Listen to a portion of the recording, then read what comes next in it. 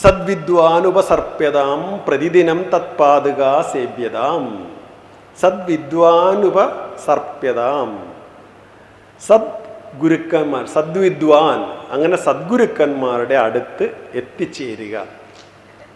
അങ്ങനെ ഗുരു പറയുന്നില്ല ഹരിനാമകീർത്തനം, ഗുരുപദാന്തേ ഭജിപ്പവന് മുക്തിക്കിത കുരുപദേശം തരും. ഗുരുപദാന്തത്തിൽ, ഗുരുപാദാന്തികത്തിൽ അണയുന്നവന് ഗുരു കാരുണ്യപൂർവ്വം ഉപദേശം തരും. രമണ മഹർഷിയൊക്കെ മിണ്ടാതിരുന്നാണ്, ഗുരുപൊക്കെ മിണ്ടിയിട്ടില്ല, മിണ്ടുമായിരുന്നു വല്ലപ്പോഴുമൊക്കെ, കണ്ണ് തുറന്ന് നോക്കും. ആ കടാക്ഷത്തിരുമധുരം, ഗുരുവിൻ്റെ ശ്രീനാരായണ ഗുരുവിൻ്റെ ഒരു കൃതിയിൽ പറയാണ്, കടാക്ഷത്തിരുമധുരം മാരി കോരിച്ചൊരിഞ്ഞും. കടാക്ഷത്തിരുമധുരമാകുന്ന മാരി കോരിച്ചൊരിയുക, മധുരം നിറയുന്ന ഒരു പെരുമഴ പെയ്തിറങ്ങുന്ന പോലെയാണ് മഹാഗുരുക്കന്മാരുടെ ഒരു കടാക്ഷം, ഒരു നോട്ടം.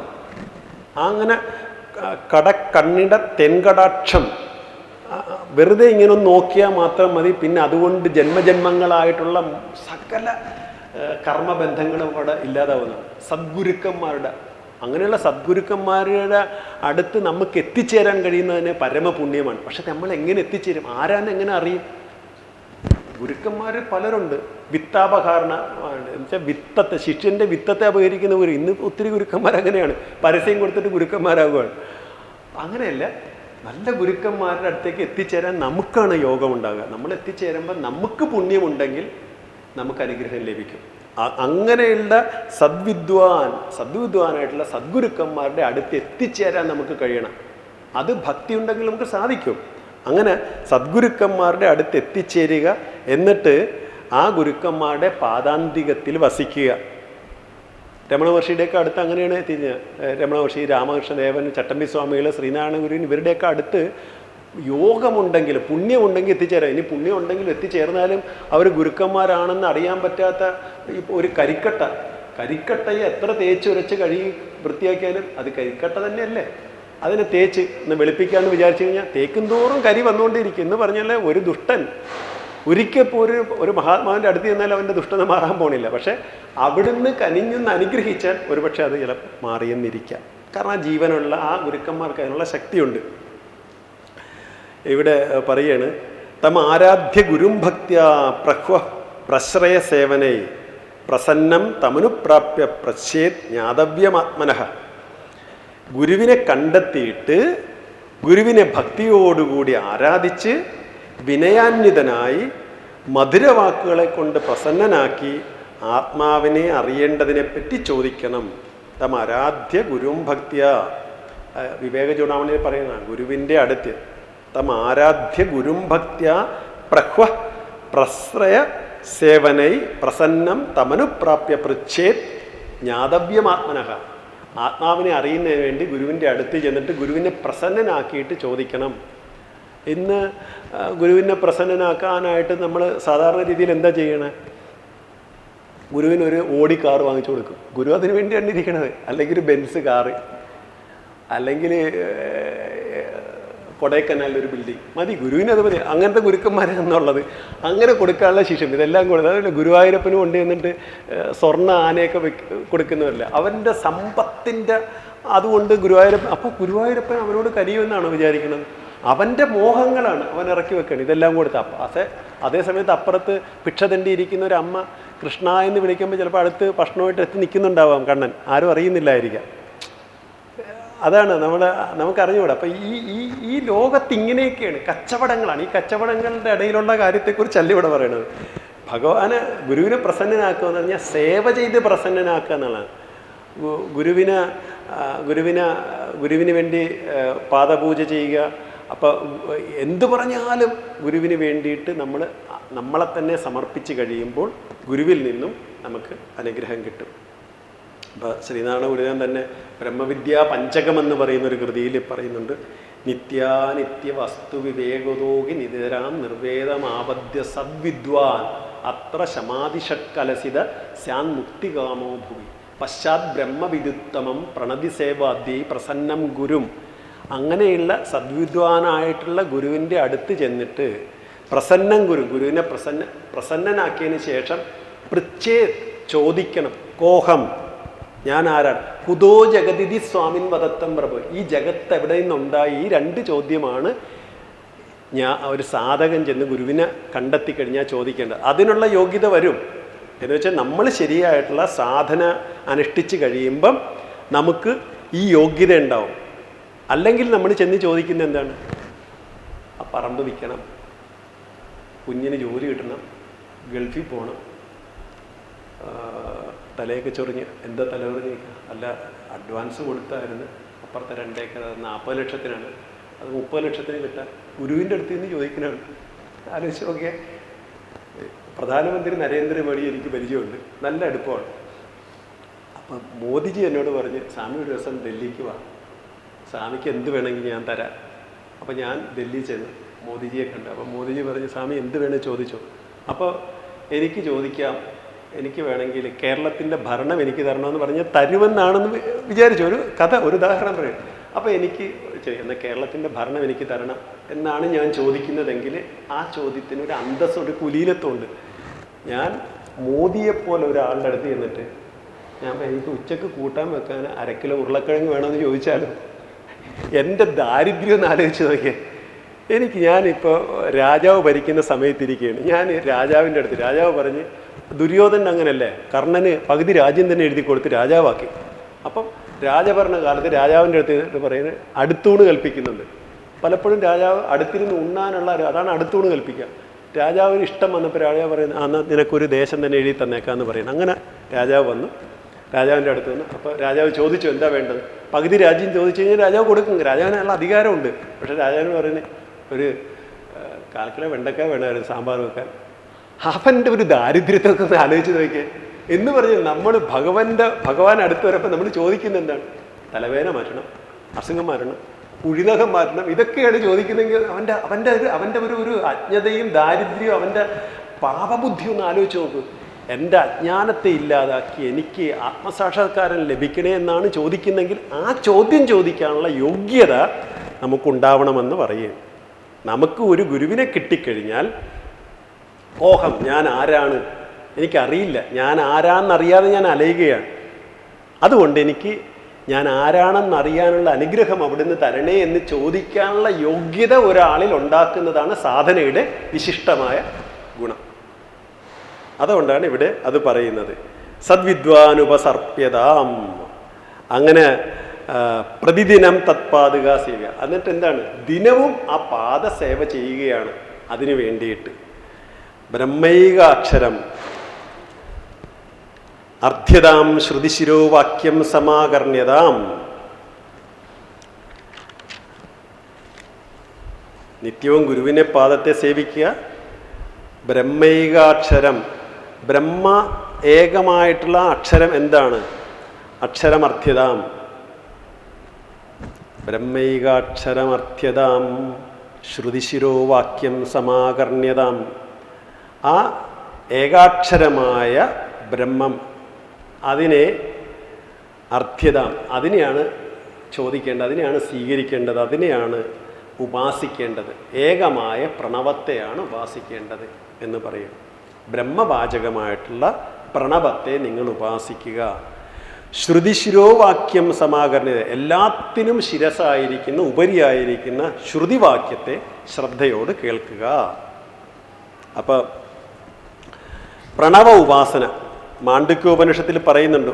ഓമിത്യേതത് അക്ഷരമിതം സർവം തസ്യോപവാഖ്യാനം ഭൂതം ഭവത് ഭവിഷ്യതി സർവമോങ്കാരേവ യച്ഛന്യത് ത്രികാലാതീതം തദപ്യോങ്കാരേവ. ഭൂതവും ഭാവിയും ഈ വർത്തമാനവും ആയിട്ടിരിക്കുന്നതെല്ലാം ആ പ്രണവമാണ്, ആ ഓങ്കാരമാണ്. ആ ഓങ്കാരത്തെയാണ് ഉപാസിക്കേണ്ടത്. ആ ഓങ്കാരമാണ് എല്ലാം എന്ന് പറയും. അങ്ങനെ ബ്രഹ്മവാചകമായിട്ടുള്ള ഏകമായിരിക്കുന്ന പ്രണവത്തെ, അക്ഷരബ്രഹ്മത്തെ നിങ്ങൾ ഉപാസിക്കുക. അതിനെ ആണ് പിന്തുടരേണ്ടത് എന്നുള്ള ശ്രുതിവാക്യത്തെ, എല്ലാത്തിനും ഉപരിയായിട്ട് നിൽക്കുന്ന ശിരോവാക്യമായിരിക്കുന്ന ശ്രുതിവാക്യത്തെ ശ്രദ്ധയോടെ കേൾക്കുക. നമുക്ക് ഈ സ്മൃതിയും ശ്രുതിയുമുണ്ട്. സ്മൃതി എന്ന് പറഞ്ഞു കഴിഞ്ഞാൽ മാറി മാറി വരുന്ന കാലങ്ങൾക്കനുസരിച്ച് മാറി മാറി അനുഷ്ഠിക്കുന്ന ഉപാസനാ വിധികളെയൊക്കെയാണ് സ്മൃതികൾ എന്ന് പറയുന്നത്. അത് ഇപ്പം യാജ്ഞവൽക്യ സ്മൃതി, അതുപോലെ തന്നെ ഒത്തിരി സ്മൃതികളുണ്ട്, മനുസ്മൃതി, അങ്ങനെയുള്ള സ്മൃതി ഗ്രന്ഥങ്ങൾ. അതിന് മാറ്റമുണ്ട്, മാറ്റാവുന്നതാണ്. പക്ഷേ ശ്രുതിയെ മാറ്റാൻ പറ്റില്ല. ശ്രുതി എന്ന് പറയുന്ന വേദങ്ങളാണ്, അത് പരമമായിട്ട് അതിനകത്ത് യാതൊരു വിധത്തിലുള്ള വിട്ടുവീഴ്ചയില്ല. അപ്പം അങ്ങനെ ശ്രുതിയിൽ പറയപ്പെടുന്ന വാക്യങ്ങളെ നമ്മൾ കണ്ണുമടച്ച് അനുസരിക്കുക തന്നെ വേണം. അതിനകത്ത് യാതൊരു മാറ്റവുമില്ല. അതാണ് സമാകർണ്യത. അതിന് ശ്രദ്ധയോടെ കൂടി കേൾക്കണം. ശ്രുതിവാക്യത്തെ ശ്രദ്ധയോടുകൂടി കേൾക്കണം. ഈ കാണുന്നതെല്ലാം ഓങ്കാര സ്വരൂപമാണെന്ന് അറിഞ്ഞിട്ട് അതിൻ്റെ ഏറ്റവും ശരിയായ വ്യാഖ്യാനം എന്ന് പറയുന്നത് ഇതാണ്: ഭൂതവും വർത്തമാനവും ഭാവിയുമായിട്ട് എന്തൊക്കെയുണ്ടോ അതെല്ലാം പ്രണവത്തിലടങ്ങിയിരിക്കുന്ന ഓങ്കാരമാണ്.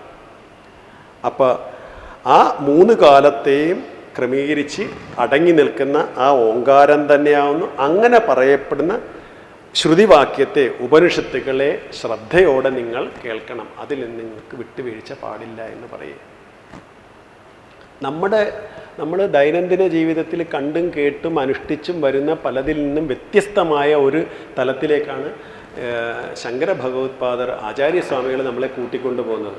നമ്മൾ ഇതുവരെ യാത്ര ചെയ്ത ഒരു സാധകനായിട്ടല്ല, ഒരു ഭക്തനായിട്ടും ഒരു അനുഷ്ഠാനമൊക്കെ ചെയ്ത് നമ്മൾ മുന്നോട്ട് പോകുകയാണ്. പക്ഷേ ശരിയായിട്ടുള്ള സാധനയും ശരിയായിട്ടുള്ള അനുഷ്ഠാനവും ശരിയായിട്ടുള്ള ഭക്തിയും എന്താണെന്ന് നമ്മൾ 1-2 സന്ദർഭങ്ങളിൽ മനസ്സിലാക്കി.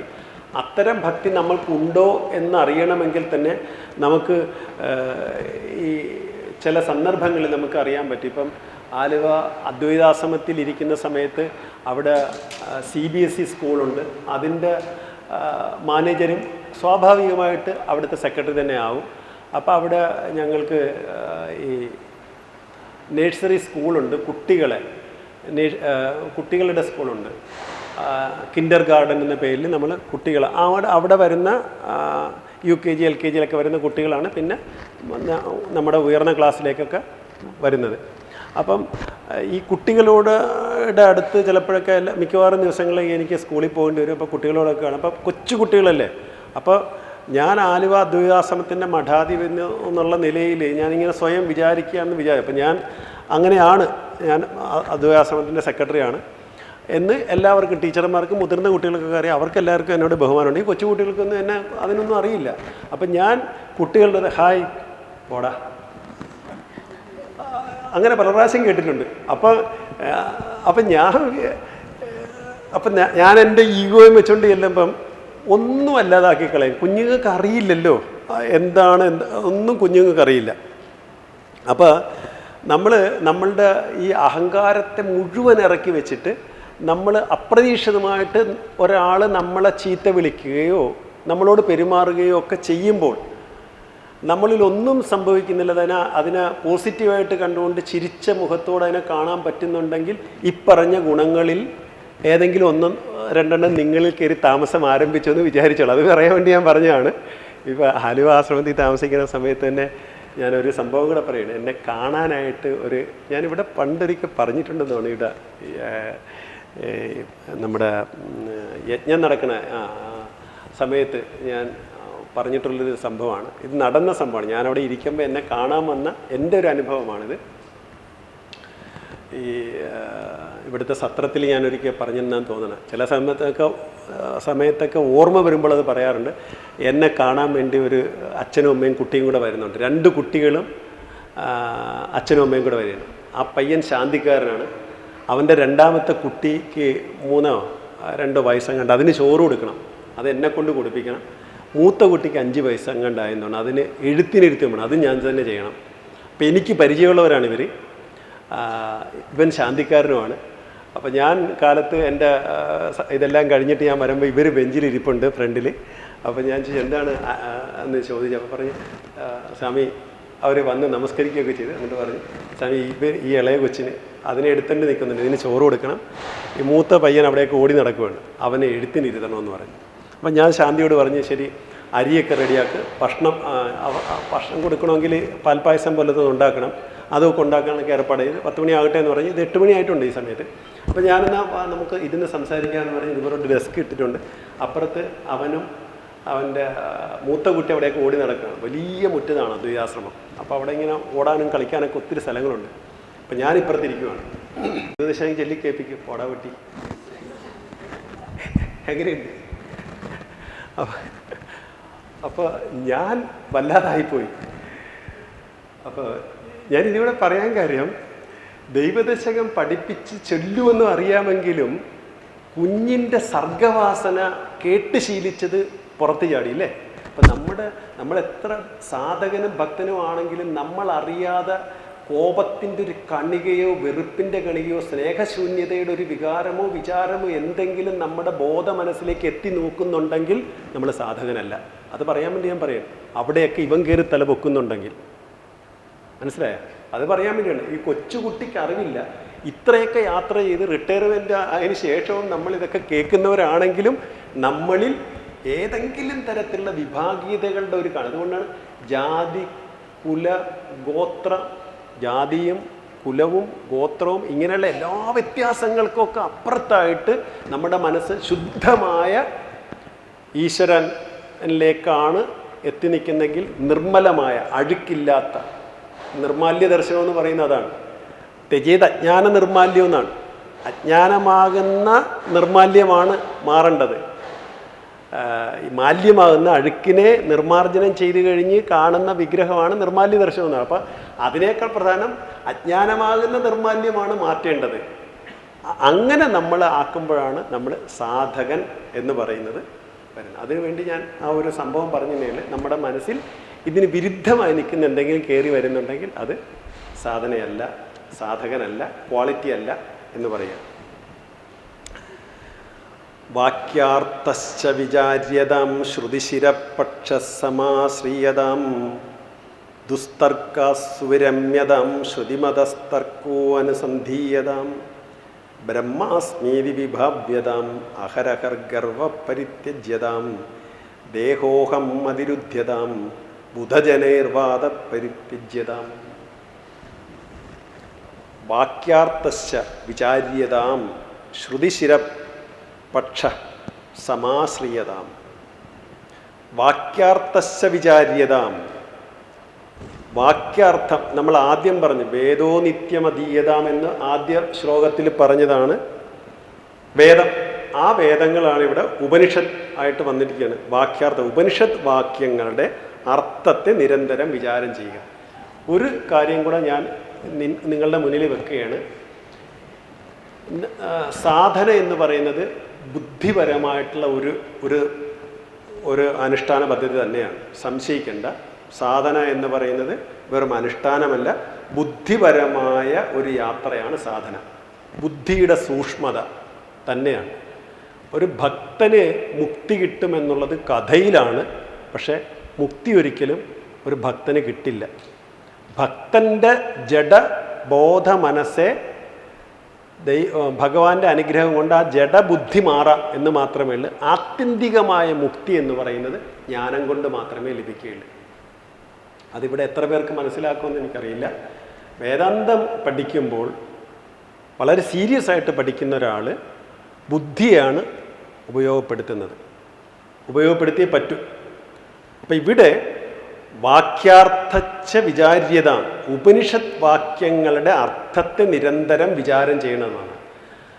ശങ്കരാചാര്യ സ്വാമികൾ തന്നെ പറയുന്നുണ്ട്, വസ്തുസിദ്ധിർ വിചാരേണ ന കിഞ്ചിത് കർമ്മകോടിഭിഹി. വസ്തുവിനെക്കുറിച്ച് വിചാരം ചെയ്യാതെ എത്ര കോടിക്കണക്കിന് യാഗകർമാദികൾ ചെയ്താലും പ്രയോജനമൊന്നുമില്ല എന്ന് പറയുന്നു. അപ്പോൾ പൂജ, യജ്ഞം, ഹോമം, തപം, ദാനം, അത് എന്തൊക്കെ ചെയ്താലും ഒരാൾക്ക് ജ്ഞാനത്തിലേക്ക് വരണമെങ്കിൽ അയാൾ വിചാരം ചെയ്യണം എന്നാണ്. എന്തിനെപ്പറ്റി വിചാരം ചെയ്യണം? വാക്യാർത്ഥശ്ച വിചാര്യതാം. ഉപനിഷത്ത് വാക്യങ്ങളെ വിചാരം ചെയ്യണം. എന്താണ് ഈ വിചാരം? തത്വമസി എന്ന് പറഞ്ഞു. അപ്പം തത്വമസി എന്ന് ആലോചിച്ചുകൊണ്ടിരുന്നാൽ വിചാരമാകുമോ? പ്രജ്ഞാനം ബ്രഹ്മ എന്ന് പറയുന്നു. പ്രജ്ഞാനം ബ്രഹ്മ എന്ന് ആലോചിച്ചിട്ട് കഴിഞ്ഞാൽ വിചാരമാകുമോ? അഹം ബ്രഹ്മാസ്മി എന്ന മഹാവാക്യത്തെ അഹം ബ്രഹ്മാസ്മി അഹം ബ്രഹ്മാസ്മി അഹം ബ്രഹ്മാസ്മി എന്ന് പറഞ്ഞിരുന്ന അഹം ബ്രഹ്മാസ്മി ആകുമോ? അത് ഒരു സ്വാമി അഹം ബ്രഹ്മാസ്മി എന്ന് പറഞ്ഞ് ജപിച്ചുകൊണ്ടിരിക്കും. നിങ്ങൾ ആ കഥ കേട്ടിട്ടുണ്ടാവും. ഒരു കുതിരക്കാരൻ ആ കുതിരയെ കൊണ്ടുവന്ന് അടുത്ത ആ സ്വാമി ഇരുന്ന് ജപിക്കുന്നതിൻ്റെ അടുത്തുള്ള മരത്തിൽ കെട്ടിയിട്ടിട്ട് അയാൾ പറയും, ഞാൻ കുതിരക്കാരനാവുന്നു, ഞാൻ കുതിരക്കാരനാവുന്നു, ഞാൻ കുതിരക്കാരനാവുന്നു. അപ്പം ഈ സ്വാമി കണ്ണു തുറന്ന് ശ്രദ്ധിച്ച്, ഇതെന്താ നീ പറയുന്നത്? നീ കുതിരക്കാരൻ, നീ കുതിരക്കാരൻ തന്നെ ആണല്ലോ, പിന്നെ നീ കുതിരക്കാരനാകുന്നു കുതിരക്കാരനാകുന്നു ഇങ്ങനെ നിരന്തരം പറയാൻ എന്തിനാണ്? അതാണ് സ്വാമി എനിക്ക് അങ്ങയോട് പറയാനുള്ളത്. അങ്ങ് അഹം ബ്രഹ്മാസ്മി, അഹം ബ്രഹ്മാസ്മി, അങ്ങ് ബ്രഹ്മൻ തന്നെ ആണല്ലോ. അപ്പം അത് പറയണമെന്നുണ്ടോ എന്ന് ചോദിക്കുകയാണ്. അപ്പം നമ്മൾ ആ അവയർനെസ്സിലേക്ക്, ആ ബോധത്തിലേക്ക് വരണമെങ്കിൽ എന്താണ് വിചാരം എന്നതുകൊണ്ട് ഉദ്ദേശിക്കുന്നത്? വിചാരം എന്ന് പറയുന്നത് ഒരു സാധനയാണ്. ഇത് കണ്ട, ഈശ്വര സാക്ഷാത്കാരം യുക്തിചിന്തയിലൂടെ എന്ന് പറഞ്ഞൊരു പുസ്തകമാണ്. ഇത് രാമകൃഷ്ണ മഠത്തിലെ ഈശ്വരാനന്ദ സ്വാമികളുടെ പുസ്തകമാണ്. ഈശ്വരാനന്ദ സ്വാമികളുടെ സമാധിയായിപ്പോയി. ഈശ്വരാനന്ദ സ്വാമികളുടെ ശിഷ്യനായിരുന്നു ഡോക്ടർ TNN പട്ടതിരിപ്പാട്. അമ്മിണി പട്ടതിരിപ്പാട് അദ്ദേഹത്തിൻ്റെ ഭാര്യ. രാമകൃഷ്ണയുടെ പുസ്തകമൊക്കെ വ്യാഖ്യാനം ചെയ്തിരിക്കുന്നത്. ഛാന്തോക്യ ഉപനിഷത്തിനൊക്കെ വ്യാഖ്യാനം എഴുതിയിട്ടുണ്ട് ഈ TNN പട്ടതിരിപ്പാട്. അദ്ദേഹം മരിച്ചുപോയി. ഈശ്വരാനന്ദ സ്വാമിയുടെ ശിഷ്യനാണ്. അദ്ദേഹത്തിൻ്റെ ശിഷ്യനാണ് എൻ്റെ ഗുരു സമ്പ്രസാദൻ സ്വാമി. ഈ ഈശ്വരാനന്ദ സ്വാമിയുടെ ശിഷ്യനാണ് രാമകൃഷ്ണ മഠത്തിലെ സമ്പ്രസാദാനന്ദ സ്വാമികൾ. അപ്പോൾ ഇതിൽ ഈ വിചാരത്തെക്കുറിച്ച് പറയുന്നത്, ഇന്നിപ്പോൾ രാമകൃഷ്ണ മഠത്തിൽ ഈ പുസ്തകം ഇടയ്ക്ക് അവർ ബാൻ ചെയ്തിരുന്നു. ഇപ്പോൾ അത് പുനഃപ്രസിദ്ധീകരിച്ചിട്ടുണ്ട്. പുറനാട്ടുകാരെയും അവിടെയൊക്കെ ഇത് കിട്ടും. വിചാരമാർഗത്തിലൂടെ വിചാരം എന്ന് പറയുന്നൊരു സാധനാ പദ്ധതി തന്നെയുണ്ട്. നമ്മൾ വളരെ സീരിയസ് ആയിട്ട് നമ്മൾ ചിന്തിക്കുകയാണ്. അപ്പം ചിന്തിക്കണമെങ്കിൽ എന്തെങ്കിലും ഒരു കണ്ടൻറ്റ് വേണമല്ലേ? എന്താണ് ചുമ്മാ ചിന്തിക്കുക എന്ന് പറഞ്ഞു കഴിഞ്ഞാൽ ഇരുന്ന് ഉറങ്ങിപ്പോവുകയോ കുറച്ച് കഴിയുമ്പം നമ്മളെ പിടിച്ച് അഡ്മിറ്റ് ആക്കുകയോ ചെയ്യാം. വീട്ടുകാർ ആശുപത്രിയിൽ വലിയ കുഴപ്പമാണ്, ഇവൻ എപ്പോഴും ചിന്തയാണ്, എന്നാൽ പിന്നെ ഇവനെ കൊണ്ട് അഡ്മിറ്റ് ആക്കാൻ, ഡോക്ടറെ അടുത്ത് കാണിച്ചേക്കാൻ. ഡോക്ടറെ അടുത്തും പറയും ഇവന് കുഴപ്പമാണെന്ന്, കാരണം ഇവൻ ചുമ്മാ ആലോചിച്ചിരിക്കുകയാണ്. അപ്പം അങ്ങനെ എന്താണ് ചിന്ത? ഇവിടെ നമ്മൾ ശങ്കരാചാര്യ ഭഗവത്പാദർ സ്വാമികൾ തന്നെ പറയുന്നുണ്ട്, വാക്യാർത്ഥം, വേദാന്ത വാക്യങ്ങളെ അർത്ഥത്തെ നിരന്തരം വിചാരം ചെയ്യുക എന്ന് പറയുന്നുണ്ട്. എന്താണ് വാക്യം? ഇപ്പം ഋഗ്വേദത്തിൽ വരുന്നതാണ് പ്രജ്ഞാനം ബ്രഹ്മ എന്ന് പറയുന്ന ഒരു മഹാവാക്യം. പ്രജ്ഞാനം ബ്രഹ്മ, അത് ഐതരേയ ഉപനിഷത്തിലാണ് അത് വരുന്നത്. പ്രജ്ഞാനം ബ്രഹ്മ എന്ന് പറയുന്ന മഹാവാക്യം കാണുന്നത് ഐതരേയ ഉപനിഷത്താണ്. അത് ഋഗ്വേദത്തിലാണ് ഉള്ളത്. പ്രജ്ഞാനം ബ്രഹ്മ, പ്രജ്ഞാനമാണ് ബ്രഹ്മം എന്ന് പറയും. ഇങ്ങനെ 4 മഹാവാക്യങ്ങളുണ്ട്. അയമാത്മാ ബ്രഹ്മ, തത്വമസി, അഹം ബ്രഹ്മാസ്മി. ഈ 4 മഹാവാക്യങ്ങളെ അതാണ് ഇവിടെ പറയുന്നത്. ശ്രുതിശിരപക്ഷ സമാശ്രയ, ശ്രുതി ശിരസിനെ, പരബ്രഹ്മത്തെ അഭയമായി സമാശ്രയിക്കുക. ബ്രഹ്മം മാത്രമേ സത്യമായിട്ടുള്ള, അല്ലാതെ വേറെ ഒന്നും ശാശ്വതമല്ല, സത്യമല്ല എന്നറിഞ്ഞുകൊണ്ട് ഈ ഉപനിഷത്ത് വാക്യങ്ങളെ പിന്തുടരണമെന്ന് പറയുകയാണ്. ഇപ്പം നിങ്ങളോട് ഒരു ഗുരു വന്നിട്ട് പറയുന്നത് ത്വംഹി ബ്രഹ്മ എന്ന് പറയണം, നീ ബ്രഹ്മമാണ് കുഞ്ഞെ എന്ന് പറയണം. അപ്പം നിങ്ങൾ എന്തായിരിക്കും ചിന്തിക്കുക? ഇപ്പം നിങ്ങളോട് പറയാണ്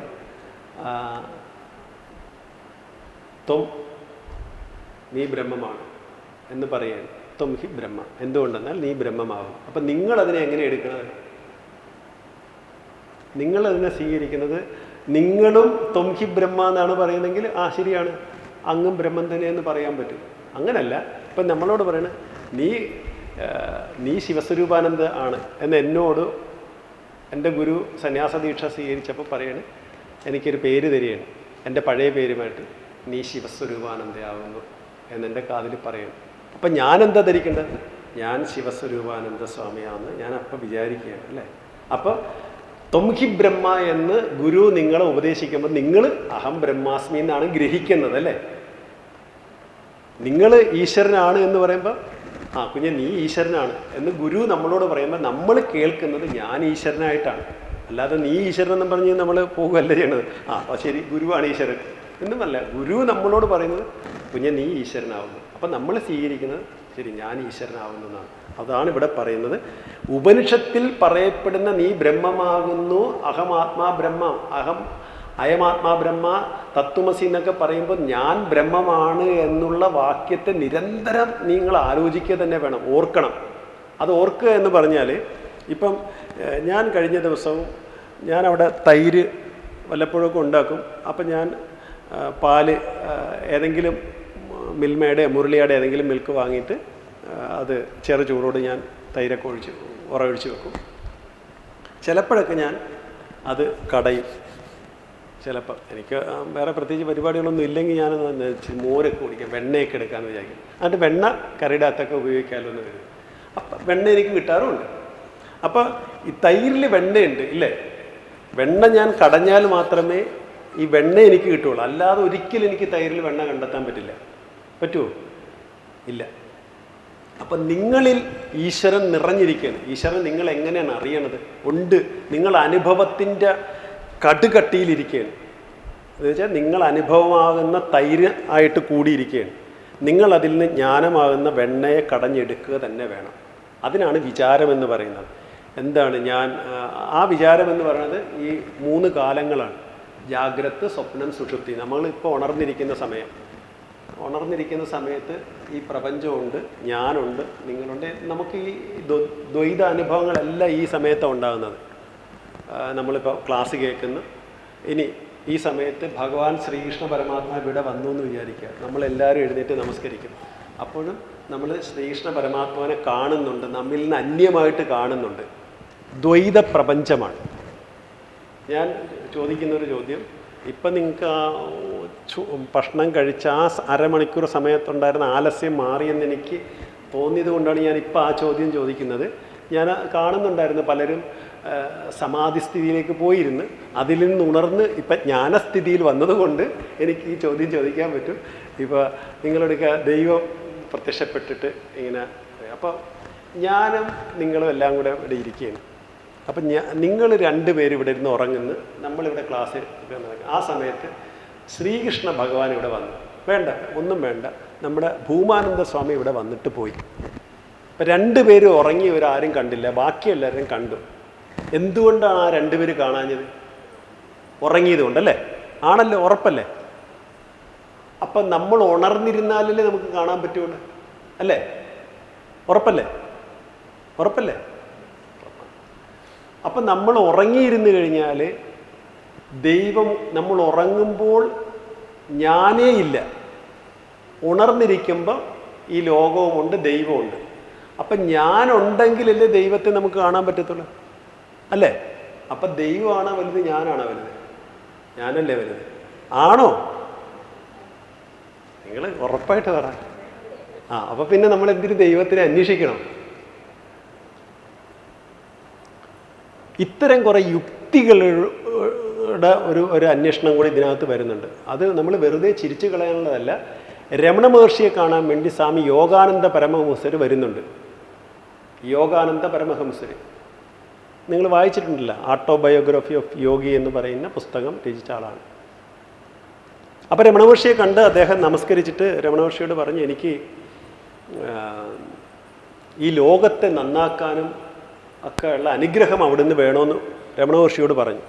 രമണ മഹർഷിയെ സംബന്ധിച്ചിടത്തോളം വേറൊരു ലോകമില്ല, എല്ലാം ബ്രഹ്മമായിട്ടിരിക്കുന്ന ആളാണ്. അപ്പോൾ രമണ മഹർഷി ഇങ്ങനെ കൈമലർത്തി, നീ ഏത് ലോകത്തിൻ്റെ കാര്യമാണ് പറയണമെന്നാണ്. യോഗാനന്ദ പരമഹംസരെ സംബന്ധിച്ചോളം തന്നിൽ നിന്ന് അന്യമായ ഈ കഷ്ടപ്പാട് നിറഞ്ഞൊരു ലോകമുണ്ട്. രമണ മഹർഷിയെ സംബന്ധിച്ചിടത്തോളം തന്നിൽ നിന്ന് അന്യമായിട്ടൊരു ലോകം ഇല്ലേ ഇല്ല. അതുകൊണ്ട് ഇങ്ങനെ ചോദിച്ചു, നീ ഏത് ലോകത്തെ കാണുന്നത്? ഞാൻ അങ്ങനെ ഒരു ലോകത്തൊന്നും കാണുന്നില്ലല്ലോ. അപ്പോൾ യോഗാനന്ദ പരമഹംസർ പറഞ്ഞ്, ഈ ലോകത്തെ, ഈ കഷ്ടപ്പാടും ദുരിതമൊക്കെ നിറഞ്ഞ് ഈ ജനങ്ങളുടെ ഈ അജ്ഞാനത്തിൽപ്പെട്ട് കിടക്കുന്ന ഈ ലോകത്തെ രക്ഷിക്കാൻ അവിടുത്തെ അനുഗ്രഹം ഉണ്ടെങ്കിലേ സാധിക്കുകയുള്ളൂ. അപ്പോൾ രമണ മഹർഷി പറഞ്ഞു, இந்த உலகத்தை படைச்சவன் ஒருத்தன் இருந்தால் அவன் பாப்பேன், അവൻ നോക്കിക്കോ, നീ ഉന്നയുടെ വേലയെ പാര്. ഈ ലോകത്തെ സൃഷ്ടിച്ച ഒരു ദൈവം ഉണ്ടെങ്കിൽ അവൻ നോക്കിക്കോളൂ ഇവരെ രക്ഷിക്കണോ വേണ്ടതെന്നൊക്കെ. നീ നിന്റെ വേലയെ പാര് എന്ന് വെച്ചാൽ നീ നിന്റെ പണി നോക്കുക. എന്ന് വെച്ചാൽ നീ ആദ്യം ഈശ്വരനുണ്ടോ ഇല്ലെന്ന് അന്വേഷിക്കുന്ന പറഞ്ഞത്. അപ്പം നമ്മുടെ ഈശ്വരനെ നമുക്ക് അറിയണമെങ്കിൽ നമ്മൾ ഉണർന്നിരിക്കണം. നമ്മൾ ഉറങ്ങുമ്പോൾ ഈശ്വരൻ വന്നാൽ നമ്മൾ അറിയില്ല. അപ്പോൾ ഇപ്പം നമുക്ക് ഈശ്വരനുണ്ട്. ഇപ്പം ഈശ്വരനുണ്ട് എന്ന് പറയാൻ പ്രത്യേകിച്ച് തെളിവിൻ്റെ ഒന്നും ആവശ്യമില്ല. നമ്മൾ കണ്ണ് തുറന്ന് കാണുന്നുണ്ട്. നമ്മൾ ഉറങ്ങുമ്പോഴാണ് ഈശ്വരൻ നമ്മുടെ അടുത്ത് വരുന്നുണ്ടെങ്കിൽ നമ്മൾ അറിയുന്നില്ല. നിങ്ങളൊന്ന് സങ്കല്പിച്ച് നോക്കുക, നമ്മൾ ഉറങ്ങുന്ന സമയത്ത് ഈശ്വരൻ നമ്മുടെ അടുത്ത് വന്നു. നമ്മൾ അറിയുന്നില്ല. അപ്പം ഈ 3 അവസ്ഥകളെ നമുക്കുള്ളൂ. ഒന്ന് ഉണർന്നിരിക്കുന്ന അവസ്ഥ, ഒന്ന് ഉറങ്ങുന്ന അവസ്ഥ, ഒന്ന് സ്വപ്നാവസ്ഥ. സ്വപ്നത്തിൽ ഈശ്വരൻ വന്നാൽ നമ്മൾ അറിയും, ഉറക്കത്തിൽ ജാഗ്രതത്തിൽ ഇപ്പോൾ ഈശ്വരൻ വന്നാലും അറിയും. നമ്മൾ ഉറങ്ങുമ്പോൾ ഈശ്വരൻ വന്നാൽ അറിയുന്നില്ല. അപ്പോൾ ഉറങ്ങുമ്പോൾ ഈശ്വരൻ എവിടെ പോകുന്നു, അല്ലെങ്കിൽ ഞാൻ എവിടെ പോകുന്നു, നമ്മൾ ആലോചിക്കേണ്ടതാണ്. ആ ചിന്ത ഞാനിപ്പോൾ ഇട്ട് തരികയാണ്. ഇനി നിങ്ങൾ ഏതെങ്കിലും ഒരു ക്ലാസ്സിൽ പറഞ്ഞാൽ മതി, ഇപ്പോൾ ഉത്തരം നിങ്ങൾക്ക് പറയാൻ പറ്റില്ല. പക്ഷേ ഇത് വളരെ സീരിയസ് ആയിട്ടുള്ളൊരു കാര്യമാണ്. വിചാരമാർഗമെന്ന് പറയുന്ന വളരെ ആലോചിക്കേണ്ട, വളരെ സീരിയസ്, നമുക്ക് ഈശ്വരനെ അറിയാൻ പറ്റുന്നതിൽ പ്രഥമവും പ്രധാനവുമായിട്ടുള്ളൊരു പടിയാണിത്. ഈശ്വരൻ, ദൈവം, ഞാൻ നോക്കുമ്പോൾ ഈ പ്രപഞ്ചം ഉണ്ടായി. ഞാൻ ഉറങ്ങിയ ഈ പ്രപഞ്ചമില്ല. എന്നാലാണ് ഈ പ്രപഞ്ചം ഉണ്ടായി വരുന്നത്. ഞാനല്ലാതെ ഈ പ്രപഞ്ചത്തിൽ അച്ഛനായും അമ്മയായും മകനായും മകളായും എല്ലാമായും കാണപ്പെടുന്നത് ഞാനാണ്. ഞാനില്ലെങ്കിൽ ഉറക്കത്തിൽ അമ്മയില്ല, അച്ഛനില്ല, ആരുമില്ല. അടുത്ത് കിടക്കുന്ന കുഞ്ഞിനെ എടുത്തിട്ട് പോയിട്ട് അറിഞ്ഞിട്ടില്ല ഉറക്കത്തിൽ. അപ്പം എന്താണ്, എവിടെ പോയി ആള്? ഈ ശിവസ്വരൂപാനന്ദ സ്വാമി സംസാരിക്കുന്നത്, ശിവസ്വരൂപാനന്ദ സ്വാമി ഉറങ്ങുമ്പോൾ ഇല്ല. എവിടെ പോയി ശിവസ്വരൂപാനന്ദ സ്വാമി? എപ്പോഴാണ് ഈ ശിവസ്വരൂപാനന്ദ സ്വാമി എന്ന് പറയുന്ന ഈ അഹം ഇറങ്ങിപ്പോയത്? ഇറങ്ങിപ്പോയിട്ടുണ്ട് എങ്കിൽ പിന്നെ ഉണർന്നു വരാത്തത് കൊണ്ട് കുഴിച്ചിടും, കത്തിച്ചു കളയും. പക്ഷെ ഇത് ഇറങ്ങിപ്പോയിട്ടുമില്ല, അകത്തുണ്ട്. പക്ഷെ ഞാൻ പോലും അറിയാതെ ഈ ഞാൻ എവിടെ പോയി? നിങ്ങൾ നല്ല തെളിഞ്ഞ ബുദ്ധിയോടെ യോസിക്ക വേണ്ടും, ചിന്തിക്ക വേണ്ടും. പിന്നെ ഇപ്പം വേണ്ട, ഞാനിത് ഒരു ചെറിയ വിത്ത് ഇട്ട് തന്നു എന്ന് മാത്രമേ ഉള്ളൂ. എന്ന് വെച്ചാൽ ഇതിൻ്റെ ശരിയായിട്ടുള്ളൊരു സാധനയുടെ ഒരു വശം അങ്ങനെ കിടക്കുന്നുണ്ടെന്ന് പറയാൻ വേണ്ടി. അതുകൊണ്ടാണ് ഇവിടെ തത്വമസി മുതലായ ഉപനിഷത്ത് വാക്യങ്ങളെ വിചാരം ചെയ്യണം. ശ്രുതിശിരസിനെ പരബ്രഹ്മത്തെ, അതാണ് ശ്രുതിശിര പക്ഷ സമാശ്രയത. ശ്രുതിശിരസിനെ പരബ്രഹ്മത്തെ അഭയമായി സമാശ്രയിക്കുക. ഒരേ ഒരു ആശ്രയം ബ്രഹ്മം മാത്രമാണ്. എല്ലാം ബ്രഹ്മമാണ്. നിങ്ങൾ ശിവനെയും കൃഷ്ണനെയും ദേവിയൊക്കെ ഉപാസിക്കുമ്പം നിങ്ങൾ അറിയേണ്ട ഒരു കാര്യമുണ്ട്. അതിൽ അടിയിൽ നിൽക്കേണ്ടത് ഇതെല്ലാം ബ്രഹ്മത്തിൻ്റെ പ്രതീകങ്ങളാണെന്ന് നിങ്ങൾ കാണണം. കലശജല പ്രതിബിംബ നഭസ് പോൽ 1000 കലശം വെച്ചിരിക്കുന്നു. ആ 1000 കലശിലെല്ലാത്തിലും വെള്ളമുണ്ട്. ആ വെള്ളത്തിലെല്ലാം ഒരേ സൂര്യൻ്റെ പ്രതിബിംബം ആണ് ഉള്ളത് എന്ന് പറഞ്ഞതുപോലെ ഒരേ ഒരു ബ്രഹ്മത്തിൻ്റെ പ്രതിരൂപങ്ങളാണെന്ന് വിചാരം ചെയ്യണം, കാണണം. അല്ലാതെ ഇതെല്ലാം സെപ്പറേറ്റ് ആണ് നിങ്ങൾ ഒരിക്കലും വിചാരിക്കാൻ പാടില്ല. അങ്ങനെയാണെങ്കിൽ നിങ്ങൾ ഒരിക്കലും എത്തില്ല, മുന്നോട്ട് പോകില്ല. നിങ്ങൾ വഴിയിൽ തങ്ങി നിൽക്കേണ്ടി വരും. മുന്നോട്ട് യാത്ര ചെയ്യണമെങ്കിൽ ഇതെല്ലാം ഒരേ ഒരു ബ്രഹ്മമാണ് എന്നുള്ള ചിന്ത നിങ്ങളിൽ ഉണ്ടായിരിക്കണം. അതാണ് ഇവിടെ പറയുന്നത്. എന്താണ്? ശ്രുതിശിരസിനെ പരബ്രഹ്മമാണ് എല്ലായിടവും നിറഞ്ഞു നിൽക്കുന്നതെന്ന് നിങ്ങൾ അറിയണം. എന്നിട്ട് പറയാണ് ദുസ്തർക്ക സുവിരമ്യതാം. നല്ലവണ്ണം വിരമിക്കണം. സുവിരമ്യതാം എന്നാണ്. ഏതിൽ നിന്ന്? ദുസ്തർക്കാത്. ദുസ്തർക്കങ്ങളിൽ നിന്ന്, വാദകോലാഹങ്ങളിൽ നിങ്ങൾ അകന്നു നിൽക്കണം. നിങ്ങൾ പോയി വെറുതെ വിദണ്ഡ തർക്കത്തിലൊന്നും ഏർപ്പെടേണ്ട ആവശ്യമില്ല. ഈശ്വരൻ ഉണ്ടോ ഇല്ലയോ, ഇനി ഒരുത്തൻ ഇല്ലെന്ന് പറയുന്ന അവനെല്ലാം തർക്കിച്ച് നിങ്ങളുടെ, ഇപ്പം ഞാനും ഇവിടെ എൻ്റെ ഗുരു സമ്പ്രസാദ സ്വാമി ഇവിടെ തൃശ്ശൂർ അയ്യന്തോൾ താമസിക്കുന്ന സമയത്ത് അവിടെ ഒരു കാർത്യായനി ക്ഷേത്രമുണ്ട്. അപ്പോൾ അവിടെ ഒരു രവി വാര്യരുണ്ട്, രവിചേട്ടനൊക്കെ ഞങ്ങളുടെ ക്ലാസ്സിനൊക്കെ വന്നിട്ടുള്ളതാണ്. അപ്പോൾ അദ്ദേഹം മൃഡാനന്ദ സ്വാമി ഉള്ള സമയത്താണ് മൃഡാനന്ദ സ്വാമിയുടെ നിന്ന് ഗീതയൊക്കെ പഠിച്ച്, ഗീത മുഴുവൻ കാണാതറിയാം, ഉപനിഷത്തും ഇതൊക്കെ പഠിച്ചിട്ടുണ്ട്. അപ്പം അദ്ദേഹം ഇങ്ങനെ സമ്പ്രസാദ സ്വാമീനെ ഞങ്ങളെയൊക്കെ പരിചയപ്പെട്ടതിന് ശേഷം അദ്ദേഹം എല്ലാവരുടെ പോയിട്ട് വാദിക്കും. കാരണം അദ്ദേഹം നല്ല പണ്ഡിതനാണ്. അപ്പോൾ പിന്നീട് സമ്പ്രസാദ സ്വാമിജിയായിട്ടൊക്കെ പരിചയപ്പെട്ട് ഇതിനൊക്കെ ഒരു ശമനം ഉണ്ടായി. തർക്കങ്ങൾക്ക് അതീതമായിട്ട് ബ്രഹ്മതത്വത്തെ തെളിയാൻ ആരംഭിച്ചപ്പം മുതൽ ഇതങ്ങ് ശമിക്കുക, ഈ തിളക്കലെല്ലാം അങ്ങ് നിന്ന്. പിന്നെ ആരെങ്കിലുമൊക്കെ രവിയേട്ടൻ്റെ അടുത്തൊന്ന് വാദിച്ചാൽ രവിയേട്ടനൊക്കെ ശാന്തമായിരിക്കും. അപ്പം ഞാൻ ചോദിക്കും, രവിയേട്ടൻ ഇപ്പം എൻ്റെ ഒന്നും തിളയ്ക്കുന്നില്ലേ? എല്ലാം അടങ്ങി സ്വാമി. അതെന്താണ്? തർക്കത്തിലൂടെ അല്ല കാര്യങ്ങൾ. അവന് ബോധമില്ലാത്തതോ അറിവില്ലാത്തതുകൊണ്ട് അവൻ ഓരോന്ന് പറയണത് എന്നിപ്പോൾ എനിക്ക് മനസ്സിലായി. മറ്റത് ഞാൻ അവനെ ശരിയാക്കാൻ ശ്രമിച്ചുകൊണ്ടിരിക്കുകയായിരുന്നു. അതെന്തുകൊണ്ടാണ്? ഞാൻ ശരിയാകാഞ്ഞത് കൊണ്ടാണ്. അപ്പോൾ സ്വാമി പറയുന്നൊരു കഥയുണ്ട്. ഒരാൾ ഒരു ഗുരു ഇങ്ങനെ എന്ത് ചോദിച്ചാലും അദ്ദേഹം പറയും മനസ്സിലായില്ല. മനസ്സിലായില്ല എന്നേ പറയത്തില്ല, എന്ത് ചോദിച്ചാലും പറയും മനസ്സിലായില്ല എന്ന് പറയും. പക്ഷെ അയാളൊരു മഹാസിദ്ധനും ജ്ഞാനിയുമാണ്. ആരെന്തെങ്കിലും ഇപ്പോൾ എവിടെ പോകണം മനസ്സിലായില്ല, അല്ലെങ്കിൽ കഴിച്ചോ മനസ്സിലായില്ല, എന്ത് ചോദിച്ചാലും മനസ്സിലായില്ല എന്ന് പറയും. പക്ഷെ അദ്ദേഹം സാധാരണക്കാരനല്ല എന്നറിയാവുന്ന ഒരാൾ ഒരു ദിവസം രാത്രി അദ്ദേഹത്തിൻ്റെ ഏകാന്തമായിട്ട് സമീപിച്ചിട്ട് ചോദിച്ചാൽ, അല്ല സ്വാമി അങ്ങ് എന്താണ് എന്ത് ചോദിച്ചാലും മനസ്സിലായില്ല മനസ്സിലായില്ല എന്ന് പറയുന്നത് എന്ന് ചോദിച്ചു. അപ്പോൾ അദ്ദേഹം ഒന്നും മിണ്ടിയില്ല. അപ്പോഴും അദ്ദേഹം മനസ്സിലായില്ല എന്ന് പറഞ്ഞു. പിന്നെയും കുറേ നാളിന് ശേഷം ഇദ്ദേഹം കണ്ടുമുട്ടി, ഈ ചോദ്യം ചോദിച്ച ആൾ സ്വാമിയെ കണ്ടുമുട്ടി. അപ്പോൾ അദ്ദേഹം മനസ്സിലായി എന്ന് പറയാൻ തുടങ്ങി. എന്തെങ്കിലും ചോദിച്ചാൽ മനസ്സിലായി. ഇയാൾക്ക് ഭയങ്കര ആശ്ചര്യം, ഇതെന്താ ഇങ്ങനെ പറയാം, മനസ്സിലായി മനസ്സിലായി എന്ന് പറയാൻ തുടങ്ങി, എന്താണ്? അപ്പോൾ അന്ന് ഇദ്ദേഹം പതിവ് പോലെ പഴയതുപോലെ ചെന്ന്, സ്വാമി പണ്ട് അങ്ങ് പറഞ്ഞിരുന്നത് എന്ത് ചോദിച്ചാലും മനസ്സിലായില്ല മനസ്സിലായില്ല എന്ന് പറയാൻ, ഇപ്പം കുറച്ച് നാളായിട്ട് അങ്ങ് മനസ്സിലായി മനസ്സിലായി എന്ന് പറയാൻ തുടങ്ങി. അതെന്താണ്? അല്ല, മനസ്സിലാകില്ല എന്ന് മനസ്സിലായി. മനസ്സിലാകില്ല എന്ന് മനസ്സിലായി, ഇതൊക്കെ ഇന്നതാണ് എന്ന് മനസ്സിലാകില്ല എന്ന് മനസ്സിലായി. അപ്പോൾ അത് അദ്ദേഹം ജ്ഞാനിയാണെന്നുള്ളത് അദ്ദേഹത്തിന് തീർച്ചപ്പെടുത്തി. നമ്മൾ പറയുന്ന പോലെ അല്ല എന്നുള്ളത് നമുക്ക് മനസ്സിലായി കഴിഞ്ഞാൽ, നമ്മൾ വിചാരിക്കുന്ന പോലൊന്നും അല്ല എന്ന് എപ്പോൾ മനസ്സിലാകുന്നുണ്ടോ അപ്പം നമ്മൾ ഇതിൽ നിന്നെല്ലാം നിവർത്തിക്കും, മാറി നിൽക്കും. അതുകൊണ്ടാണ് ദുസ്തർക്കങ്ങളിൽ നിന്ന് നല്ലവണ്ണം വിരമിക്കുക തന്നെയാണ്. അതാണ് ദുസ്തർക്കാ സുവിരമ്യതാം, അകന്നു നിൽക്കണം. അങ്ങനെയുള്ളവരുടെ അടുത്തേക്കേ പോകരുത്, അവരെ നമ്മളെ തെറ്റിദ്ധരിപ്പിക്കാം. ശ്രുതിമതസ്തർക്കോ അനുസന്ധീയതാം. കണ്ട, ശ്രുതിമതം, ശ്രുതി പറയുന്ന ശ്രുതിയുടെ അഭിപ്രായമായിട്ടുള്ള തർക്കത്തെ, ശ്രുതിതമയമായിട്ടുള്ള ശ്രുതി പറയുന്നതായിട്ടുള്ള ശ്രുതി അവലംബിക്കുന്നതായിട്ടുള്ള ഉപനിഷത്തുകൾ കാണപ്പെടുന്ന യുക്തിഭദ്രമായ വിചാര രീതിയെ സ്വീകരിക്കുക.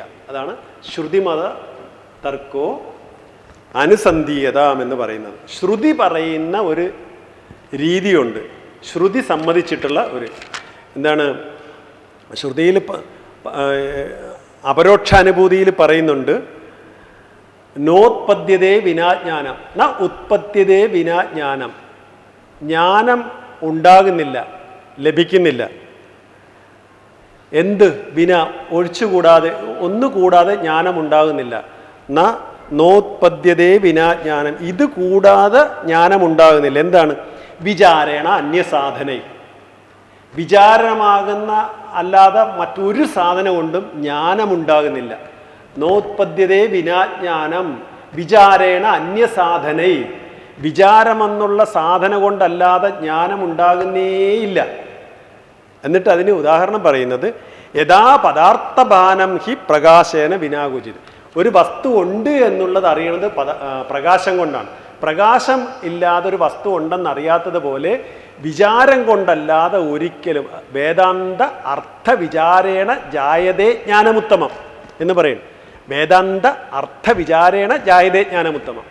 വേദാന്തത്തിൻ്റെ അർത്ഥവിചാരം കൊണ്ട് മാത്രമാണ് ഉത്തമമായിട്ടുള്ള ജ്ഞാനം ലഭിക്കുക. അപ്പം എന്താണ് ജ്ഞാനം എന്നുള്ളതിനെപ്പറ്റി വിചാരം ചെയ്ത് ഒരു രക്ഷയുമില്ലാതെ വരുമ്പോൾ ഇറങ്ങിത്തിരിക്കുന്നു. എന്നിട്ടൊരു സദ്ഗുരുവിനെ കണ്ടെത്തുന്നു, ഗുരുവിൻ്റെ അടുത്ത് പോയി പല പ്രാവശ്യം ചോദിച്ച് അവസാനം ഗുരു കുറേശ്ശെ ആയിട്ട് നമുക്ക് പറഞ്ഞു തന്ന്, പിന്നെ ബുദ്ധി തെളിഞ്ഞ് നമ്മൾ ആലോചിക്കാൻ തുടങ്ങും, ഈ ഉറങ്ങുമ്പോൾ ഈ പ്രപഞ്ചം എവിടെ പോയി മറയുന്നു എന്ന് നമ്മൾ ആദ്യം ചിന്തിക്കും. പക്ഷെ പിന്നീട് നമ്മൾ ചിന്തിക്കുന്നത്, ഈ പ്രപഞ്ചം മറയലല്ലല്ലോ സംഭവിക്കുന്നത്, ഞാനല്ലേ അപ്രത്യക്ഷമായി പോകുന്നത്. ഉറങ്ങുന്നതിന് തൊട്ട് മുമ്പ് വരെ ഞാൻ ആ പാട്ട് കേട്ട് കിടന്നത് ഓർമ്മയുണ്ട്.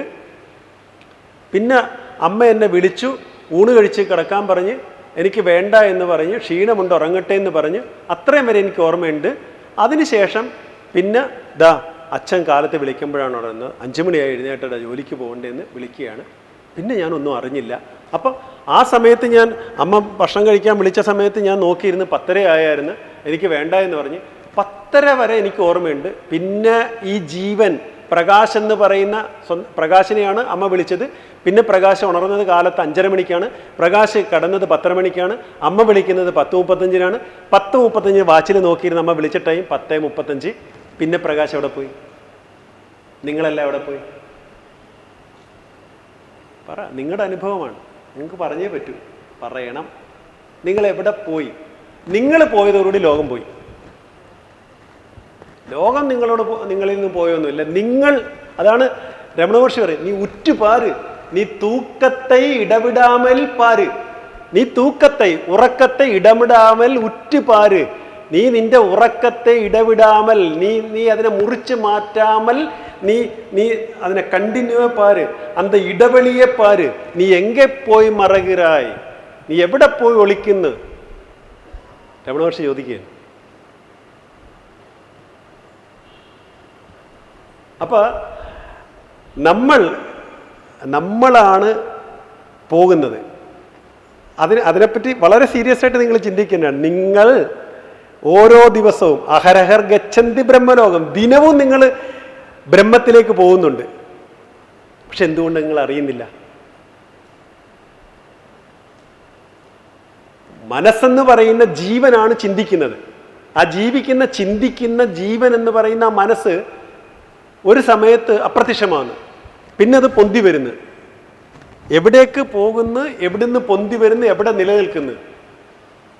അതിന് പല ആലങ്കാരികമായ ഭാഷയിൽ പല രീതിയിൽ നമ്മൾ ഇങ്ങനെ മനസ്സിലാക്കാൻ ശ്രമിക്കുന്നുണ്ടെങ്കിൽ നമ്മൾ അതിൻ്റെ സീരിയസ്നെസ് ഇതുവരെ അറിഞ്ഞിട്ടില്ല എന്നുള്ളത് കൊണ്ട് നമ്മൾ ഇത് കേൾക്കുന്ന ഒരു ദിവസം ഈശ്വരൻ പ്രത്യക്ഷപ്പെട്ട് നമുക്ക് മുക്തി തരുമെന്ന് നമ്മൾ വിചാരിക്കുന്നു. ഒന്നും കിട്ടാൻ പാടില്ല. അങ്ങനെ ഒന്നും കിട്ടത്തില്ല. ഒരു മുക്തിയും തരത്തില്ല. കാരണം തരുന്നതും വാങ്ങിക്കുന്നതും അല്ല. അത് ഓൾറെഡി ഉള്ളതിനെ തിരിച്ചറിയലാണെന്ന് നിങ്ങൾക്കൊക്കെ അറിയാം. അപ്പം അതുകൊണ്ട് അങ്ങനെയുള്ള ദുസ്തർക്കങ്ങളെ വിട്ടിട്ട് ശരിയായിട്ടുള്ള ഉപനിഷത്ത് വിചാര രീതിയെ അവലംബിച്ചിട്ട് ബ്രഹ്മാസ്മീതി വിഭാവ്യതാം, അഹം ബ്രഹ്മാസ്മി എന്ന് നിരന്തരം ചിന്തിച്ചുകൊണ്ടിരിക്കുക. നേരത്തെ പറഞ്ഞ പോലെ ഞാൻ ബ്രഹ്മമാകുന്നു നിരന്തരം ചിന്തിച്ചാൽ നിങ്ങൾ ബ്രഹ്മമാകത്തൊന്നുമില്ല. പക്ഷെ ആ വിചാരം ഉറയ്ക്കുന്നത് നല്ലതാണ്. ഗർവപരിത്യജ്യത, അങ്ങനെ ഉറച്ചു കഴിഞ്ഞാൽ ഗർവമില്ലാതാവും. ഗർവത്തിനെ പരിത്യജിക്കണം, അഹങ്കാരത്തെ ദൂരെ ത്യജിക്കണം. ദേഹോഹം മതി രുദ്ധ്യതാം, ദേഹോഹം മതി, ദേഹമാണ് എന്നുള്ള മതി, ബുദ്ധിയെ കളയുക, ഉപേക്ഷിക്കുക. ഞാൻ ദേഹമാണ് എന്നുള്ള ബുദ്ധിയെ കളയുക, ദേഹിയാണ് എന്ന് പറയാം. കുണ്ടലിനി പാട്ടിൽ ഗുരു പറയും, ദേഹം നിജമല്ല ദേഹിയൊരുവനീ ദേഹത്തിലുണ്ടറിഞ്ഞിടുവാമ്പേ, ദേഹവും ദേഹിയും ഒന്നായി വിഴുങ്ങുന്ന ഏകനുമുണ്ടറിഞ്ഞിടുവാമ്പേ. ദേഹം നിജമല്ല, ദേഹി ഒരുവൻ ഈ ദേഹത്തിലുണ്ടെന്ന് അറിയുക. കുണ്ടലിനിയോട് പറയുന്നതായിട്ടാണ്. ഇനി എന്നിട്ട് പറയുന്ന ദേഹവും ദേഹിയും ഒന്നായി, ഇതിനെ രണ്ടിനെയും വിഴുങ്ങുന്ന മറ്റൊരു ഏകനുമുണ്ടറിഞ്ഞിടുവാമ്പേ. കണ്ട പോയത് കണ്ട.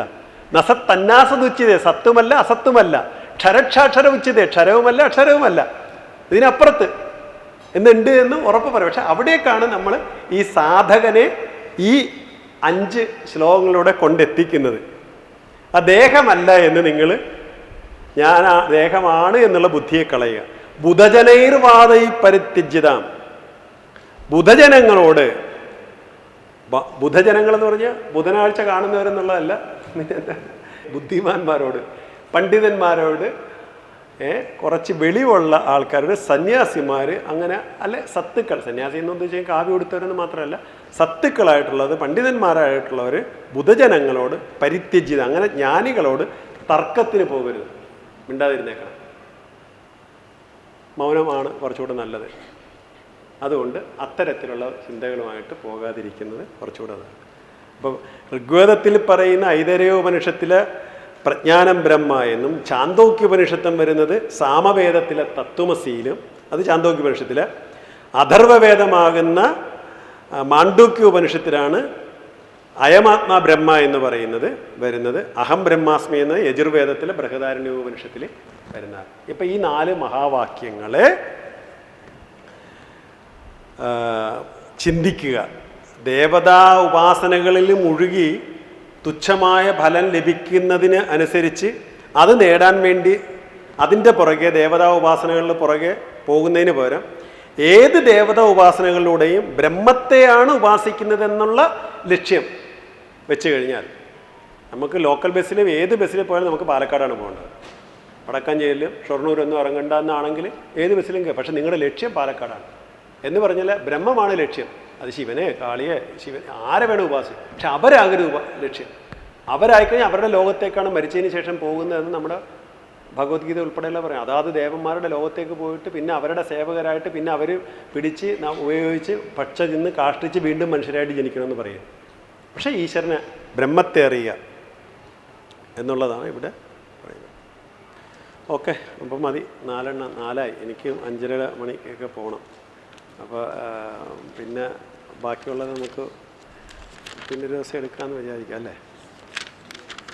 2 ശ്ലോകം കൂടെ ഉണ്ട്. ഇതൊക്കെ ഈ ഞാൻ ഉച്ച കഴിഞ്ഞൊക്കെയുള്ള സമയം വരുമ്പോൾ പലപ്പോഴും പ്രശ്നം തെളിച്ചം ഉണ്ടായിരിക്കില്ല. കാലത്താണെങ്കിൽ നല്ല തെളിച്ചം ഉണ്ടാവും. ഇനിയിപ്പം എൻ്റെ നമ്പറുണ്ട്. അടുത്ത പ്രാവശ്യം നമുക്ക് എന്തായാലും സത്രത്തിന് വരാൻ പറ്റുമെന്ന് തോന്നണം അല്ലേ. അപ്പോൾ കുറേ നാളായിട്ട് എൻ്റെ നമ്പറൊക്കെ മിസ്സായി കിടക്കുമായിരുന്നു. കാരണം എനിക്ക് സത്രത്തിന് വരാൻ പറ്റിയിരുന്നില്ല. ഇതും ഞാൻ ആശ്ചര്യപ്പെട്ടു. ഞാൻ കൊറോണയ്ക്ക് മുമ്പ് കണ്ടു. അപ്പോൾ കൊറോണയുടെ സമയത്ത് ആരോ ഇവിടുന്ന് തന്നെ വിളിച്ചിരുന്നു. അങ്ങനെ ഒരു ലേഖനം എഴുതി കൊടുക്കാൻ പറഞ്ഞിട്ട് ഞാൻ അന്നത്തെ മാസികയിൽ ഒരു ലേഖനം എഴുതി കൊടുത്തിരുന്നത് മാത്രമേ എനിക്ക് ഓർമ്മയുണ്ട്. പിന്നെ എൻ്റെ നമ്പർ ഇവിടെയും കിട്ടില്ല. കമ്മിറ്റിയൊക്കെ മാറിയിട്ടുണ്ട്. പിന്നെ ഇത് നിർമ്മിച്ചിട്ടും അറിഞ്ഞില്ലായിരുന്നു. എന്തായാലും ഇത് വലിയ ഗംഭീര വർക്ക് തന്നെയാണ്. ഇത്രയും തൂണുകളില്ലാതെ വലിയ ഗംഭീരമായിട്ട് നടത്തിയിട്ടുണ്ട്. എന്തായാലും ഈ അതൊരു സാമാന്യ അർത്ഥം പറഞ്ഞേക്കാം അല്ലേ.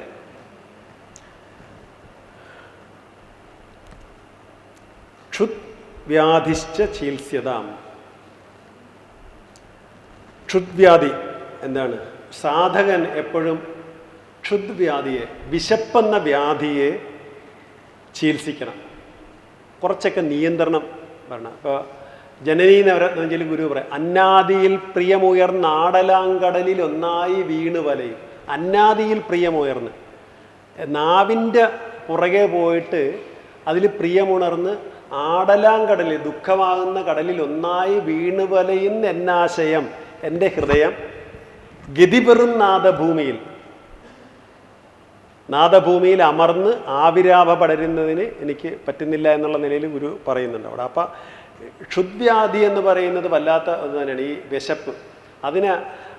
അത് ഈ ഹെർമൻ ഹെസെ എന്ന് പറയുന്ന ഒരു എഴുത്തുകാരൻ്റെ സിദ്ധാർത്ഥ എന്ന് പറയുന്ന ഒരു നോവല് കിട്ടുമെങ്കിൽ വായിക്കേണ്ടതാണ്. അതിനകത്ത് ഒരു സിദ്ധാർത്ഥ എന്ന് പറയുന്ന ഒരു കഥാപാത്രമാണ്. അദ്ദേഹം ഈ വിശപ്പിനെ അതിജീവിക്കുന്ന 3 ഉപായങ്ങളെക്കുറിച്ച് പറയുന്നുണ്ട്. അപ്പോൾ എന്തിനേയും അതിജീവിക്കാൻ പറ്റുന്നതിന്. അപ്പോൾ അത് നല്ല നോവലാണ് സിദ്ധാർത്ഥ, ഒരു സ്പിരിച്വൽ നോവലാണ്. അത് അവശ്യം നിങ്ങളെല്ലാം വായിച്ചിരിക്കേണ്ടതാണ്. ഹെർമൻ ഹെസെയാണ് അതിൻ്റെ ഉപജ്ഞാതാവ്, ഗ്രന്ഥകർത്താവ്. ഹെർമൻ ഗുണ്ടർട്ടിൻ്റെ ചെറുമകനം കണ്ടാണ് ഈ ഹെർമൻ ഹെസെ. അവർക്ക് ഏഷ്യൻ പാരമ്പര്യമായിട്ട് കുറച്ച് ബന്ധമുള്ളവരാണ്. അപ്പം അദ്ദേഹം പറയും, വിശന്ന് കഴിഞ്ഞാൽ ഭക്ഷണം കഴിക്കാതിരിക്കുക. അതിൻ്റെ ഒരു ടൈമും കൂടെ കഴിഞ്ഞാൽ വിശപ്പിന് അപ്പുറത്തേക്ക് പോയി എന്നാണ് നമ്മൾ.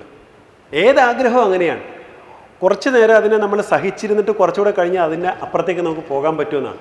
പക്ഷെ പലപ്പോഴും നമ്മുടെ വാസന അനുവദിക്കത്തില്ല. നമ്മളതിൻ്റെ പുറകെയെടുത്ത് അലയും. അതാണ് ഇവിടെ പ്രധാനമായിട്ടുള്ള നാവിൻ്റെ രുചിയെ കീഴടക്കുക എന്ന് പറയുന്നത് വലിയ. പ്രതിദിനം ഭിക്ഷൌഷധം ഭുജ്യത. അത് നിങ്ങൾക്ക് പറ്റുന്ന പരിപാടിയല്ല, അത് സന്യാസിമാർക്കുള്ള. ഭിക്ഷ എടുത്ത് കഴിക്കുക എന്ന് പറഞ്ഞാൽ ഭിക്ഷാന്നമാണ്. ഇതും ദൈവം തരുന്ന ഭിക്ഷയാണെന്നുള്ള ബുദ്ധിയോടുകൂടി കഴിക്കണമെന്നാണ് അതിനകത്ത് സൂചിപ്പിക്കുന്നത്. പക്ഷേ ഒരു സാധകൻ ഭിക്ഷ എടുത്ത് തന്നെ കഴിക്കണമെന്നാണ്. ഇപ്പോഴും ഒരു യഥാർത്ഥ സാധകന് മറ്റുള്ളവരുടെ ഭിക്ഷ കൊണ്ട് തന്നെയാണ് താൻ കഴിയുന്നതെന്നുള്ള ബോധമുണ്ടായിരുന്നാൽ മതി. ആശ്രമത്തിലാണെങ്കിൽ ഒരു ബ്രഹ്മചാരി ജോലിക്ക് പോയിട്ടല്ല ഭക്ഷണം കഴിക്കുന്നത്. ആ ആശ്രമത്തിൽ സജ്ജനങ്ങളുടെ സുമനസ്സുകളായ സജ്ജനങ്ങൾ പണം കൊടുക്കുന്നതുകൊണ്ടാണ് ആശ്രമത്തിൽ അരി വാങ്ങുന്നത്. അപ്പോഴും അത് ഭിക്ഷാന്നമാണ് എന്നുള്ള ബോധത്തോടുകൂടി കഴിക്കണം. പ്രതിദിനം ഭിക്ഷൌഷധം ഭുജ്യതാം. സ്വാദന്നം നതു യാജ്യതാം. രുചിയുള്ള ആഹാരത്തിന് വേണ്ടിയിട്ട് യാചിക്കരുത്. അവിടെയും ഈ ആദിത്യ വരിയായിട്ട് കൂട്ടേണ്ടതാണ്. ക്ഷുത് വ്യാധി പോലെ തന്നെ ഒന്നാണ് സ്വാദുള്ള അന്നത്തിന് വേണ്ടിയിട്ടുള്ള ദാഹം.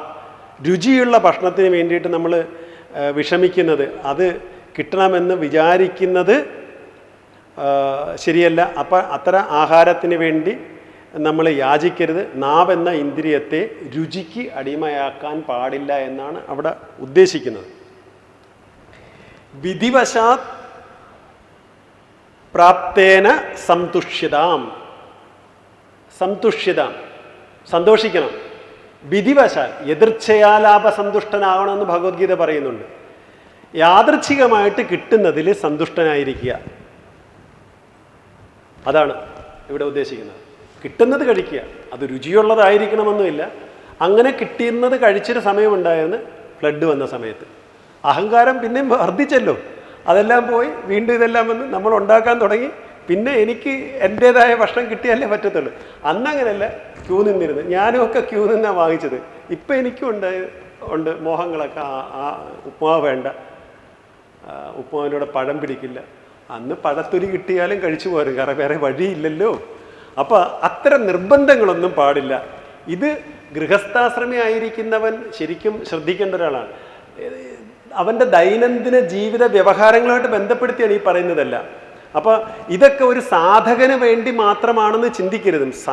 ജീവിതം സാധനയാക്കി മാറ്റുകയാണ് നമ്മൾ ഈ ജീവിതത്തെ സാധനയാക്കി മാറ്റുമ്പോൾ ബുദ്ധിപരമായിട്ട് ചിന്തിച്ചുകൊണ്ട് ഈശ്വര സാക്ഷാത്കാരത്തിലേക്ക് നമ്മൾ മുന്നോട്ട് പോകുമ്പോൾ നമ്മൾ ഈ കാര്യങ്ങളെല്ലാം ശ്രദ്ധിക്കുകയാണ്.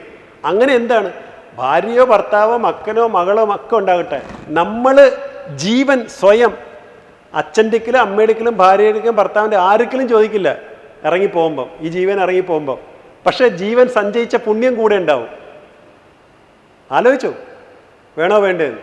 ആരൊക്കെ ഉണ്ടെങ്കിലും അവരെയും നോക്കേണ്ട ആവശ്യമൊന്നുമില്ല. നമ്മളുടെ മനോഭാവത്തെ മാറ്റുക. നമ്മുടെ മനോഭാവത്തെ മാറ്റുക. എങ്ങനെ മാറ്റണം? ഇവിടെ പറയുന്ന പോലെ ഇത് ഭിക്ഷ കിട്ടുന്നതാണ്, ഇത് ഈശ്വരാനുഗ്രഹം കൊണ്ട് കിട്ടുന്നതാണെന്ന് വിചാരിച്ചിട്ട് രുചിയല്ലാത്തൊന്നും നോക്കാതെ, ഇത് മനസ്സിൻ്റെ നിയന്ത്രണത്തിനും ഒരുപക്ഷെ ജീവിതത്തിൻ്റെ തെളിച്ചത്തിനും ആത്മസാക്ഷാത്കാരത്തിന് ഇന്ദ്രിയങ്ങളെ ഉപയോഗയോഗ്യമാക്കാനുള്ള ഈശ്വരൻ്റെ അനുഗ്രഹമാണെന്നുകൂടെ കണ്ടുകൊണ്ട് കിട്ടിയ ഭക്ഷണത്തെ കഴിക്കുക എന്നുള്ളതിലേക്ക് വരുമ്പോൾ ഈ ഭിക്ഷ ഔഷധമായിട്ട് മാറും. അതൊരു ഔഷധമാണ്. ഭിക്ഷയെടുത്ത് കഴിക്കുന്നത് തന്നെ സാധനയുടെ ഔഷധമായിട്ട് മാറുകയാണ്. എന്നിട്ട് രുചിയുള്ള ആഹാരത്തിന് വേണ്ടി ഇന്ദ്രിയങ്ങളെ അതിൻ്റെ പാട്ടിന് വിടാതെ വിധിവശാത് കിട്ടുന്നത് കഴിച്ചുകൊണ്ട് ശീതോഷ്ണാദി വിഷഹ്യതാം, ശീത ഉഷ്ണങ്ങളിൽ തുല്യമായി, അല്ലെങ്കിൽ അതിനെ ശീത ഉഷ്ണങ്ങളെ ത്യജിച്ചുകൊണ്ട് തിതിക്ഷ അക്ഷോഭ്യനായിരിക്കണം. എനിക്ക് കുറച്ചുകൂടെ നല്ല സൗകര്യങ്ങൾ വേണം, ഇത് വളരെ കുറഞ്ഞു പോയി എന്നൊക്കെ ഉള്ളത് വേണ്ടിയിട്ട്. ഇപ്പോൾ ഒരാൾ വലിയൊരു വിരുന്ന് നടത്തി എല്ലാവരെയും വിളിച്ച് വിരുന്ന് നടത്തി, കുറേ പൈസയൊക്കെ വന്നപ്പോൾ. അപ്പം അയാളുടെ സുഹൃത്തുക്കളെല്ലാം ഉണ്ട്. അപ്പം ഇങ്ങനെ അയാൾ തന്നെ മിക്കവാറും എല്ലാം വിളമ്പി കൊടുക്കുകയാണ്. അപ്പോൾ പലപ്പോഴും നമുക്ക് സംഭവിക്കുന്നതാണ്, നമ്മൾ ഈ കിട്ടുന്നതിനെ കൊണ്ട് സന്തുഷ്ടനാകാതെ നമുക്ക് ലഭിച്ചത് ബോധപൂർവമാണ്, നമുക്ക് ഇത്രയും കുറച്ചേ കിട്ടിയുള്ളൂ, കൂടുതൽ കിട്ടിയില്ല, എനിക്ക് കുറച്ചേ തന്നുള്ളൂ എന്നൊക്കെയുള്ള വിചാരങ്ങൾ പലപ്പോഴും എന്നെ അവൻ ഇൻസൾട്ട് ചെയ്യുകയാണ് ചെയ്തത്, കാരണം ഞാൻ ആ പന്തിയിലിരുന്നിട്ട് എനിക്ക് അങ്ങനെ തന്നുള്ളൂ, ഇങ്ങനെയൊക്കെ നമ്മൾ വിചാരിക്കാറുണ്ട്. അപ്പം പലപ്പോഴും നമുക്ക് ഈ കിട്ടുന്നതുകൊണ്ട് സന്തുഷ്ടനാകാതെ നമുക്ക് മാത്രം നമ്മളോട് ബോധപൂർവം ഇങ്ങനെ ചെയ്തു എന്ന് പലപ്പോഴും വിചാരിക്കുന്നുണ്ട്. ഇവിടെ ഈ സദ്യ നടക്കുന്ന സമയത്ത് പപ്പടം വിളമ്പി വന്നപ്പോൾ എല്ലാവർക്കും ഈ 2 പപ്പടമാണ് കൊടുത്തത്. അവസാനം ഇയാളുടെ അടുത്ത് വന്നപ്പോഴത്തേക്ക് പപ്പടം തീർന്നു പോയി, കുറച്ച് മുറി പപ്പടം ഉണ്ടായിരുന്നുള്ളൂ, അത് അയാളുടെ ഇലയിൽ വിളമ്പി. അപ്പം ഈ കിട്ടിയ ആൾ വിചാരിച്ചതെന്ന് വെച്ചാൽ എനിക്ക് മാത്രം ഈ പൊടിഞ്ഞ പകുതി പപ്പടം തന്നു, 2 തന്നില്ല. അപ്പോൾ അയാൾക്കത് വലിയ വിഷമമായി, ഇൻസൾട്ട് ചെയ്ത പോലായി. അയാൾ വളരെ കോപിച്ച്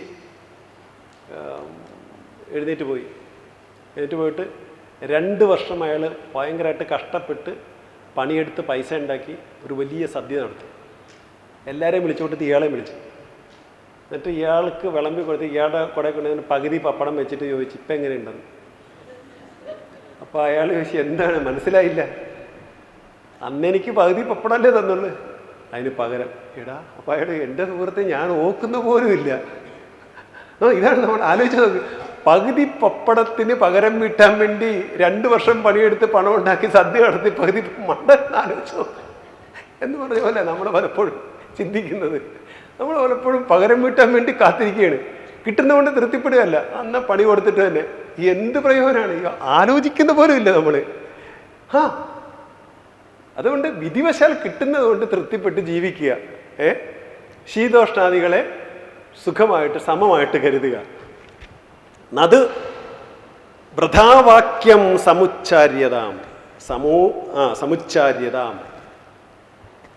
വൃഥാവാക്യം, വെറുതെ വീൺവാക്ക് പറയാതിരിക്കുക. ലൂസ് ടോക്ക് എന്ന് പറയും. ആവശ്യമില്ലാത്ത സംസാരം ഒഴിവാക്കുക. ഒരിക്കൽ പോലും അനാവശ്യമായ സംസാരം ഒഴിവാക്കുക. നിരർത്ഥകരമായ സംസാരം, ഭാഷണം അരുത് എന്ന് പറയുന്നത്. മൗനമായിരുന്നോളുക, അതാണ് ഏറ്റവും നല്ലത്. വെറുതെ പക്ഷെ നമ്മളെ ഇരുത്തത്തില്ല. അത് നമ്മുടെ ഒരു ചപലതയാണ്, നമ്മുടെ സ്വഭാവം അങ്ങനെയാണ്. നമ്മളിപ്പോൾ അമ്പലത്തിൽ പോയി നമ്മൾ അവിടെ എല്ലാം എപ്പോഴാണ് നല്ലൊരു പട്ടുസാരി കണ്ട്, പെണ്ണുങ്ങളാണെങ്കിൽ കൊള്ളാം, പരിചയപ്പെട്ട് ഇതെവിടുന്ന് പാലക്കാട് ശീമാട്ടിന്ന് എറണാകുളം ശീമാട്ടിന്ന് മേടിച്ച് ഇവരൊക്കെ അറിഞ്ഞു വെക്കുക. നമുക്ക് എന്തെങ്കിലുമൊക്കെ നമ്മളുടെ അതാണ് വാസന നമ്മളെ കൊണ്ടിന്ന് എവിടെയെങ്കിലുമൊക്കെ കൊടുക്കും. അപ്പം അങ്ങനെ ചില സ്ഥലത്ത് മിണ്ടാതിരിക്കുന്നത് തന്നെയാണ് നല്ലത്. മണ്ടനും വിഡ്ഢിയാണെന്ന് കരുതിക്കോട്ടെ, പക്ഷെ അത് നമുക്ക് നല്ലതാണ്. അപ്പം ചില സന്ദർഭങ്ങളിൽ വീട്ടിലെ കോലാഹലങ്ങളുടെ ഇടയിൽ മൗനം പാലിക്കുന്നത് നല്ലതാണ്. മൗനം പാലിക്കുന്നത് തന്നെയാണ് ഏറ്റവും ഉത്തമം. എൻ്റെ ക്ലാസ്സിന് വന്ന ഒരാൾ, അങ്ങനെ ആലുവയിൽ ക്ലാസ്സിന് വന്നിരുന്ന ആളാണ്, ഭാര്യ എപ്പോഴും വഴക്കുണ്ടാക്കുന്നതാണ്. ഞാൻ അയാളോട് പ്രത്യേകം പറഞ്ഞു നീ മിണ്ടായിരിക്കുന്നത് നല്ലതെന്ന് പറഞ്ഞു. അതോട് അയാൾ മിണ്ടാതായി. പിന്നെ കുറേ നാളിന് ശേഷം ഞാൻ അയാളെ കണ്ടു. ഇപ്പം എന്താണ്, ഞാൻ മിണ്ടാതാക്കിയപ്പോൾ അവർ അമ്മയും മകനും കൂടെ എന്നെ കൊണ്ട് ഹോസ്പിറ്റലിൽ അഡ്മിറ്റാക്കി, രോഗമാണെന്നും പറഞ്ഞു. അത് സൂക്ഷിക്കണം, ചിലപ്പോൾ അതും ചെയ്ത് കളയും. ഇത്രയും നാൾ മിണ്ടിയിരുന്ന ഈ മനുഷ്യൻ മിണ്ടാതായത് സാധനയുടെ ഭാഗമായിട്ട് നമ്മൾ സാധന പരിശീലിക്കാൻ വേണ്ടി, പക്ഷേ അവർ വിചാരിച്ച് രോഗമായിരിക്കുമെന്ന് വെച്ചിട്ട് അഡ്മിറ്റാക്കി. അങ്ങനെ ആകാൻ പാടില്ല. അതിനൊക്കെ ഒരു ലിമിറ്റ് വേണം. അപ്പോൾ ചില സമയങ്ങളിൽ മിണ്ടാതിരിക്കുക. ഒരിക്കൽ പോലും അനാവശ്യമായിട്ടുള്ള സംസാരം ഉണ്ടാകാൻ പാടില്ല. ഔദാസീന്യം അവീപ്സ്യതാം, ഉദാസീനത കൈക്കൊള്ളുക. ജനകൃപ നൈഷ്ഠൂര്യമുത്സൃജ്യതാം, ജനങ്ങളുടെ നൈഷ്ഠൂര്യമായ അവരുടെ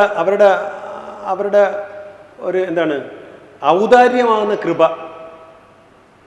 അല്ലെങ്കിൽ അവരുടെ പരുഷമായിട്ടുള്ള കൃപയിൽ നിന്ന് ഒരു അനുകമ്പയോടുകൂടിയ ഒരു കൃപ, നമ്മളെ ഒരു പരിഹാസ രൂപേണയുള്ള അത്തരം ഔദാര്യത്തിൽ നിന്ന് നമ്മൾ അകന്നു നിൽക്കുക.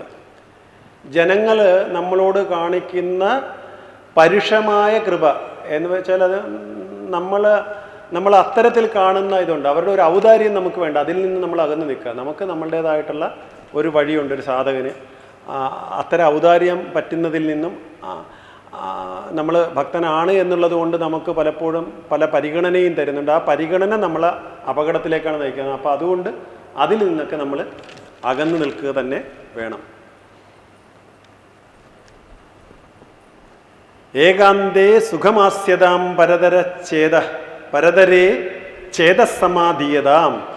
ഏകാന്തേ സുഖമാസ്യതാം, ഏകാന്തത്തിൽ സുഖമായിരിക്കുക. അതാണ് പ്രയാസം. ഏകാന്തമായിരിക്കുമ്പോൾ നമുക്ക് സുഖമായിരിക്കാൻ പറ്റില്ല. ചിന്തകൾ കാട് കയറി വന്നുകൊണ്ടേയിരിക്കും. പക്ഷെ ഏകാന്തത്തിൽ സുഖമായിരിക്കാൻ ശീലിക്കണം. വൃദ്ധനായ ഒരു സിംഹം ഒരു സ്ഥലത്ത് കടന്നുപോയി, അതിന് വേട്ടയാടാൻ പറ്റാതായി. അപ്പോൾ അതെന്ത് ചെയ്യും? മൃഗങ്ങൾ ഓരോന്നും ഓരോ ദിവസം വന്നിട്ട് തിന്നോളാൻ പറഞ്ഞിട്ട് വന്ന് നിന്ന് കൊടുക്കുക? ഇല്ല.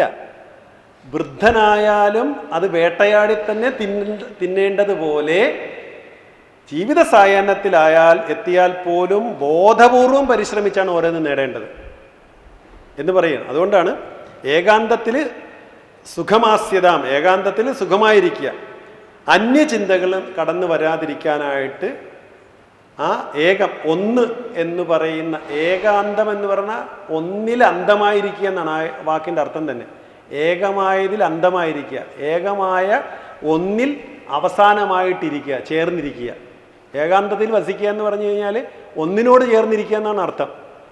അല്ലാതെ നീ എൻ്റെ ഏകാന്തമായിരിക്കുന്നത് എൻ്റെ വലിയ ദുഃഖം എന്നല്ല, ദൈവത്തോടൊത്ത് ഇരിക്കുക എന്നുള്ളതാണ് ഏകാന്തം എന്നുള്ള വാക്കിൻ്റെ അർത്ഥം തന്നെ. പരതരേ ചേതസമാധീതം, പരമ്പൊരുളിൽ സമാധീയത, അതിനോട് ചേർന്നിരിക്കുക. ബുദ്ധിയെ പരമ്പൊരുളിനോട് ചേർത്ത് വയ്ക്കുക. ഏകമായ പരമ്പൊരുളിൽ മനസ്സിനെ ചേർത്ത് നിർത്തുക എന്നുള്ളതാണ് ആ വാക്കിന് അർത്ഥം വരുന്നത്. പൂർണ്ണാത്മാസു സമീക്ഷ്യതം, പൂർണ്ണാത്മാവായിരിക്കുന്ന പൂർണ്ണമായിരിക്കുന്ന ആത്മാവിനോട് സമീക്ഷ്യതാം, സുസമീക്ഷ്യതാം, അതിനെ സാക്ഷാത്കരിക്കുക, അതിനെ എല്ലായിടത്തും ആ സുസമീക്ഷ്യമായിരിക്കുക, അതിനെ എല്ലായിടത്തും ദർശിക്കുക, എല്ലായിടത്തും അതിനോട് ചേർന്നിരിക്കുക. പരമ്പൊരുളിൽ പൂർണ്ണമായിരിക്കുന്ന സ്വാത്മാവിനോട് ചേർന്നിരിക്കുക, എൻ്റെ ആത്മാവിനോട് കൂടുതൽ അടുത്തിരിക്കുക. സുസജ്ജമാകുക എന്നൊക്കെ പറയുന്ന പോലെ അതിനെ സുസമീക്ഷ്യമായിരിക്കുക, അതിനെ കൂടുതൽ അടുത്ത് ദർശിക്കുക, അതിനോട് ഏറ്റവും അടുത്തിരിക്കുക. ജഗതിദം തത് ബാധിതം ദൃശ്യതാം, ഈ ജഗത്ത് ഈ ബ്രഹ്മത്താൽ ബാധിതമായിരിക്കുന്നു എന്ന് കാണുക. ഈ ജഗത്ത് മുഴുവൻ ബ്രഹ്മം തന്നെയാണ് എന്ന് ഭാവന ചെയ്യുക, ഉറപ്പ് വരുത്തുക. ജഗത്തും ബ്രഹ്മവും രണ്ടല്ല, ഈ ജഗത്തും ബ്രഹ്മവും ഈശ്വരൻ തന്നെയാണ്. അല്ലെങ്കിൽ ജഗത്തായി കാണപ്പെടുന്നത് ഈശ്വരൻ തന്നെയാണ്. പാമ്പായിട്ട് കാണപ്പെടുന്നത് എന്നത് മാത്രമല്ല, ഇത് കയറ് തന്നെയാണ്. വഴിയിൽ ഒരു മലർമാല കണ്ട് പാമ്പാണെന്ന് തെറ്റിദ്ധരിച്ച് മാറി, ഇല്ല അത് മലർമാല ഒരിക്കലും പാമ്പായിട്ടില്ല, അത് മലർമാല തന്നെയാണ്. അപ്പം ഇത് ആ സത്യസ്വരൂപനായ പരബ്രഹ്മം തന്നെയാണ്. പുരുഷസൂക്തത്തിൽ പറയപ്പെടുന്ന പോലുള്ള ഈശ്വരൻ തന്നെയാണ് ഈ കാണപ്പെടുന്നതല്ല, അല്ലാതെ ഇത് പ്രപഞ്ചമായി പരിണമിച്ചിട്ടില്ല, മാറിയിട്ടില്ല എന്ന് കാണുക. പ്രാക്കർമ്മ പ്രവിലാപ്യതാം, പ്രാപ്കർമ്മ പ്രവിലാപ്യതാം, മുൻജന്മ കർമ്മങ്ങളെ, പ്രാക്കർമ്മം മുൻകർമ്മങ്ങൾ, അങ്ങനെ നല്ല കർമ്മങ്ങൾ കൊണ്ട് മുൻകർമ്മങ്ങളിലെ പാപങ്ങളെ കഴുകിക്കളയാൻ. മുമ്പുള്ള കർമ്മങ്ങളുടെ ഫലമായിട്ടാണ് നമ്മളിപ്പോൾ ഓരോന്നും ചെയ്യേണ്ടി വരുന്നത്. അപ്പം ഇപ്പോൾ ഒരു പുതിയ കർമ്മത്തെ ഉണ്ടാക്കാതിരിക്കുക. മുൻകർമ്മങ്ങളുടെ അടിസ്ഥാനത്തിൽ നമ്മൾ ഓരോന്ന് ചെയ്തുകൊണ്ടിരിക്കുമ്പോൾ അത് നമ്മൾ ഒരുപക്ഷെ പാപകർമ്മത്തിലേക്ക് നയിക്കാം. ബോധപൂർവം പാപകർമ്മങ്ങൾ ചെയ്തിട്ടൊരു പുതിയ കർമ്മത്തെ ഉണ്ടാക്കാതിരിക്കുക, ഒരു പുതിയ പ്രാരബ്ധത്തിന് വഴിവെക്കാതിരിക്കുക. അതാണ് ചിതിബലാത് ഉത്തരൈ അഭിന ശ്ലിഷ്യതാം. ചിതിബലാത് ജ്ഞാനത്തിൻ്റെ ബലത്തെ, ചിദ്ബലത്താൽ ഉത്തരൈ ഭാവി കർമ്മങ്ങൾ ന ശ്ലിഷ്യതാം ബാധിക്കാതിരിക്കട്ടെ. ജ്ഞാനത്തിൻ്റെ ബലത്താൽ, ഇത് രണ്ടും കൂടെ അന്വയിക്കണം. ഈ മുൻകർമ്മങ്ങൾ, ജന്മകർമ്മങ്ങളുടെ പാപങ്ങളെ നമ്മൾ കഴുകിക്കളയുമ്പോൾ, മുൻകർമ്മങ്ങളുടെ വാസന മാലിന്യങ്ങളെ നമ്മൾ കഴുകിക്കളയുമ്പോൾ, മുൻജന്മങ്ങളിൽ ചെയ്ത കർമ്മങ്ങളിൽ നിന്നുണ്ടായ വാസനകളെ നമ്മൾ ഇല്ലാതാക്കാൻ വേണ്ടി ശ്രമിക്കുമ്പോൾ അത് നല്ല ഉറച്ച ജ്ഞാനത്താൽ, ഇച്ഛാശക്തിയാലാണ് നമുക്ക് അങ്ങനെ ഉറപ്പ് കിട്ടുന്നത്. അതുകൊണ്ട് ഭാവി കർമ്മങ്ങളെ ബാധിക്കാതിരിക്കണം. ഭാവിയിൽ വരുന്ന കർമ്മങ്ങളെ, ഈ സത്കർമ്മങ്ങളുടെ നല്ലതേ ഉണ്ടാകുള്ളൂ, ചീത്ത കർമ്മങ്ങളത് ബാധിക്കാതിരിക്കാൻ വേണ്ടി പ്രത്യേകം ശ്രദ്ധിക്കണം. നല്ലതും ചീത്തയും വേണ്ട, ഒരു കർമ്മവും ബാധിക്കാതിരിക്കണം. അപ്പോൾ അതാണ് സഞ്ചിതവും പ്രാരബ്ധവും ആഗാമികവുമായിട്ടുള്ള 3 കർമ്മങ്ങളുണ്ട്. ഈ 3 കർമ്മങ്ങളും നമ്മളുടെ ബോധപൂർവമായ കർമ്മങ്ങളിലൂടെയാണ് ഇത് രണ്ടും ഉണ്ടാകുന്നത്. സഞ്ചയിച്ച് വെച്ചിരിക്കുന്നത്, ഇപ്പം അനുഭവിച്ചുകൊണ്ടിരിക്കുന്നത്, ഇനി അനുഭവിക്കാൻ പോകുന്നതായിട്ടുള്ള ഈ 3 കർമ്മങ്ങളും നമ്മളിൽ ഉണ്ടാകാതിരിക്കണമെങ്കിൽ കർമ്മബാധയില്ലാതിരിക്കണം. കർമ്മം ബാധിക്കാതിരിക്കണമെങ്കിൽ ഉറച്ച ജ്ഞാനത്തിൻ്റെ തെളിച്ചത്തിൽ തന്നെ ഇരിക്കണം നമ്മൾ. അത്രയുള്ളൂ പറയുന്നത്. ജ്ഞാനത്തിൻ്റെ തെളിച്ചത്തിൽ നിങ്ങളിരിക്കുക. ചിദ്ബലത്തിൽ ഉത്തമമായ ജ്ഞാനത്തിൻ്റെ ബലത്തിൽ ഇരിക്കണം. അപ്പം അഭിന ശ്ലിഷ്യത, അത് നിങ്ങളെ ബാധിക്കാതിരിക്കണം. പ്രാരബ്ധം തിഹ ഭുജ്യതാം, പ്രാരബ്ധം തിഹ ഇവിടെ വെച്ച് തന്നെ അനുഭവിച്ച് തീർക്കുക, ഇവിടെ വെച്ച് തന്നെ ഭുജിച്ച് തീർക്കുക. ഈ പ്രാരബ്ധം ഇവിടെ വെച്ച് തീർക്കുക.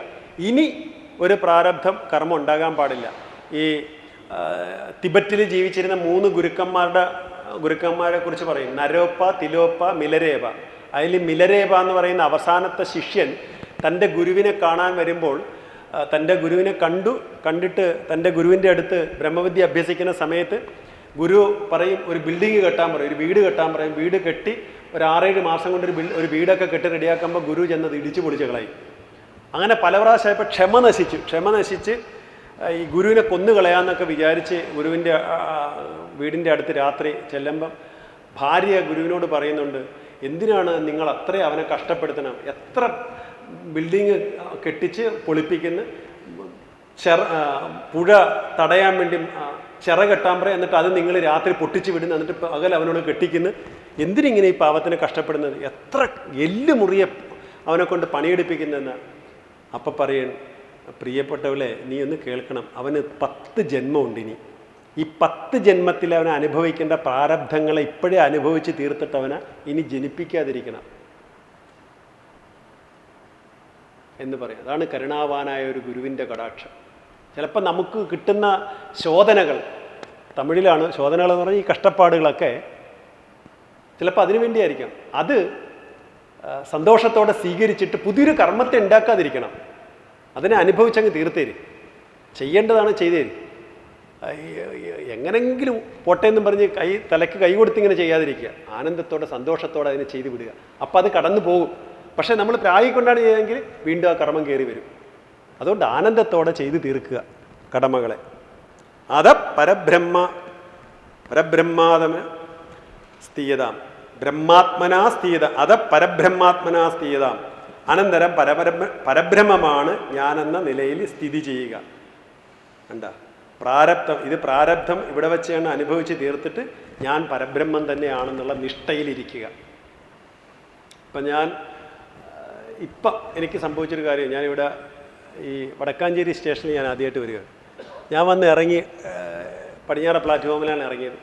ഇറങ്ങി ഞാനവിടെ നിൽക്കുമ്പോൾ തന്നെ എനിക്ക് ദിഗ്ഭ്രമം സംഭവിച്ചൊരു കുറച്ച് സമയം.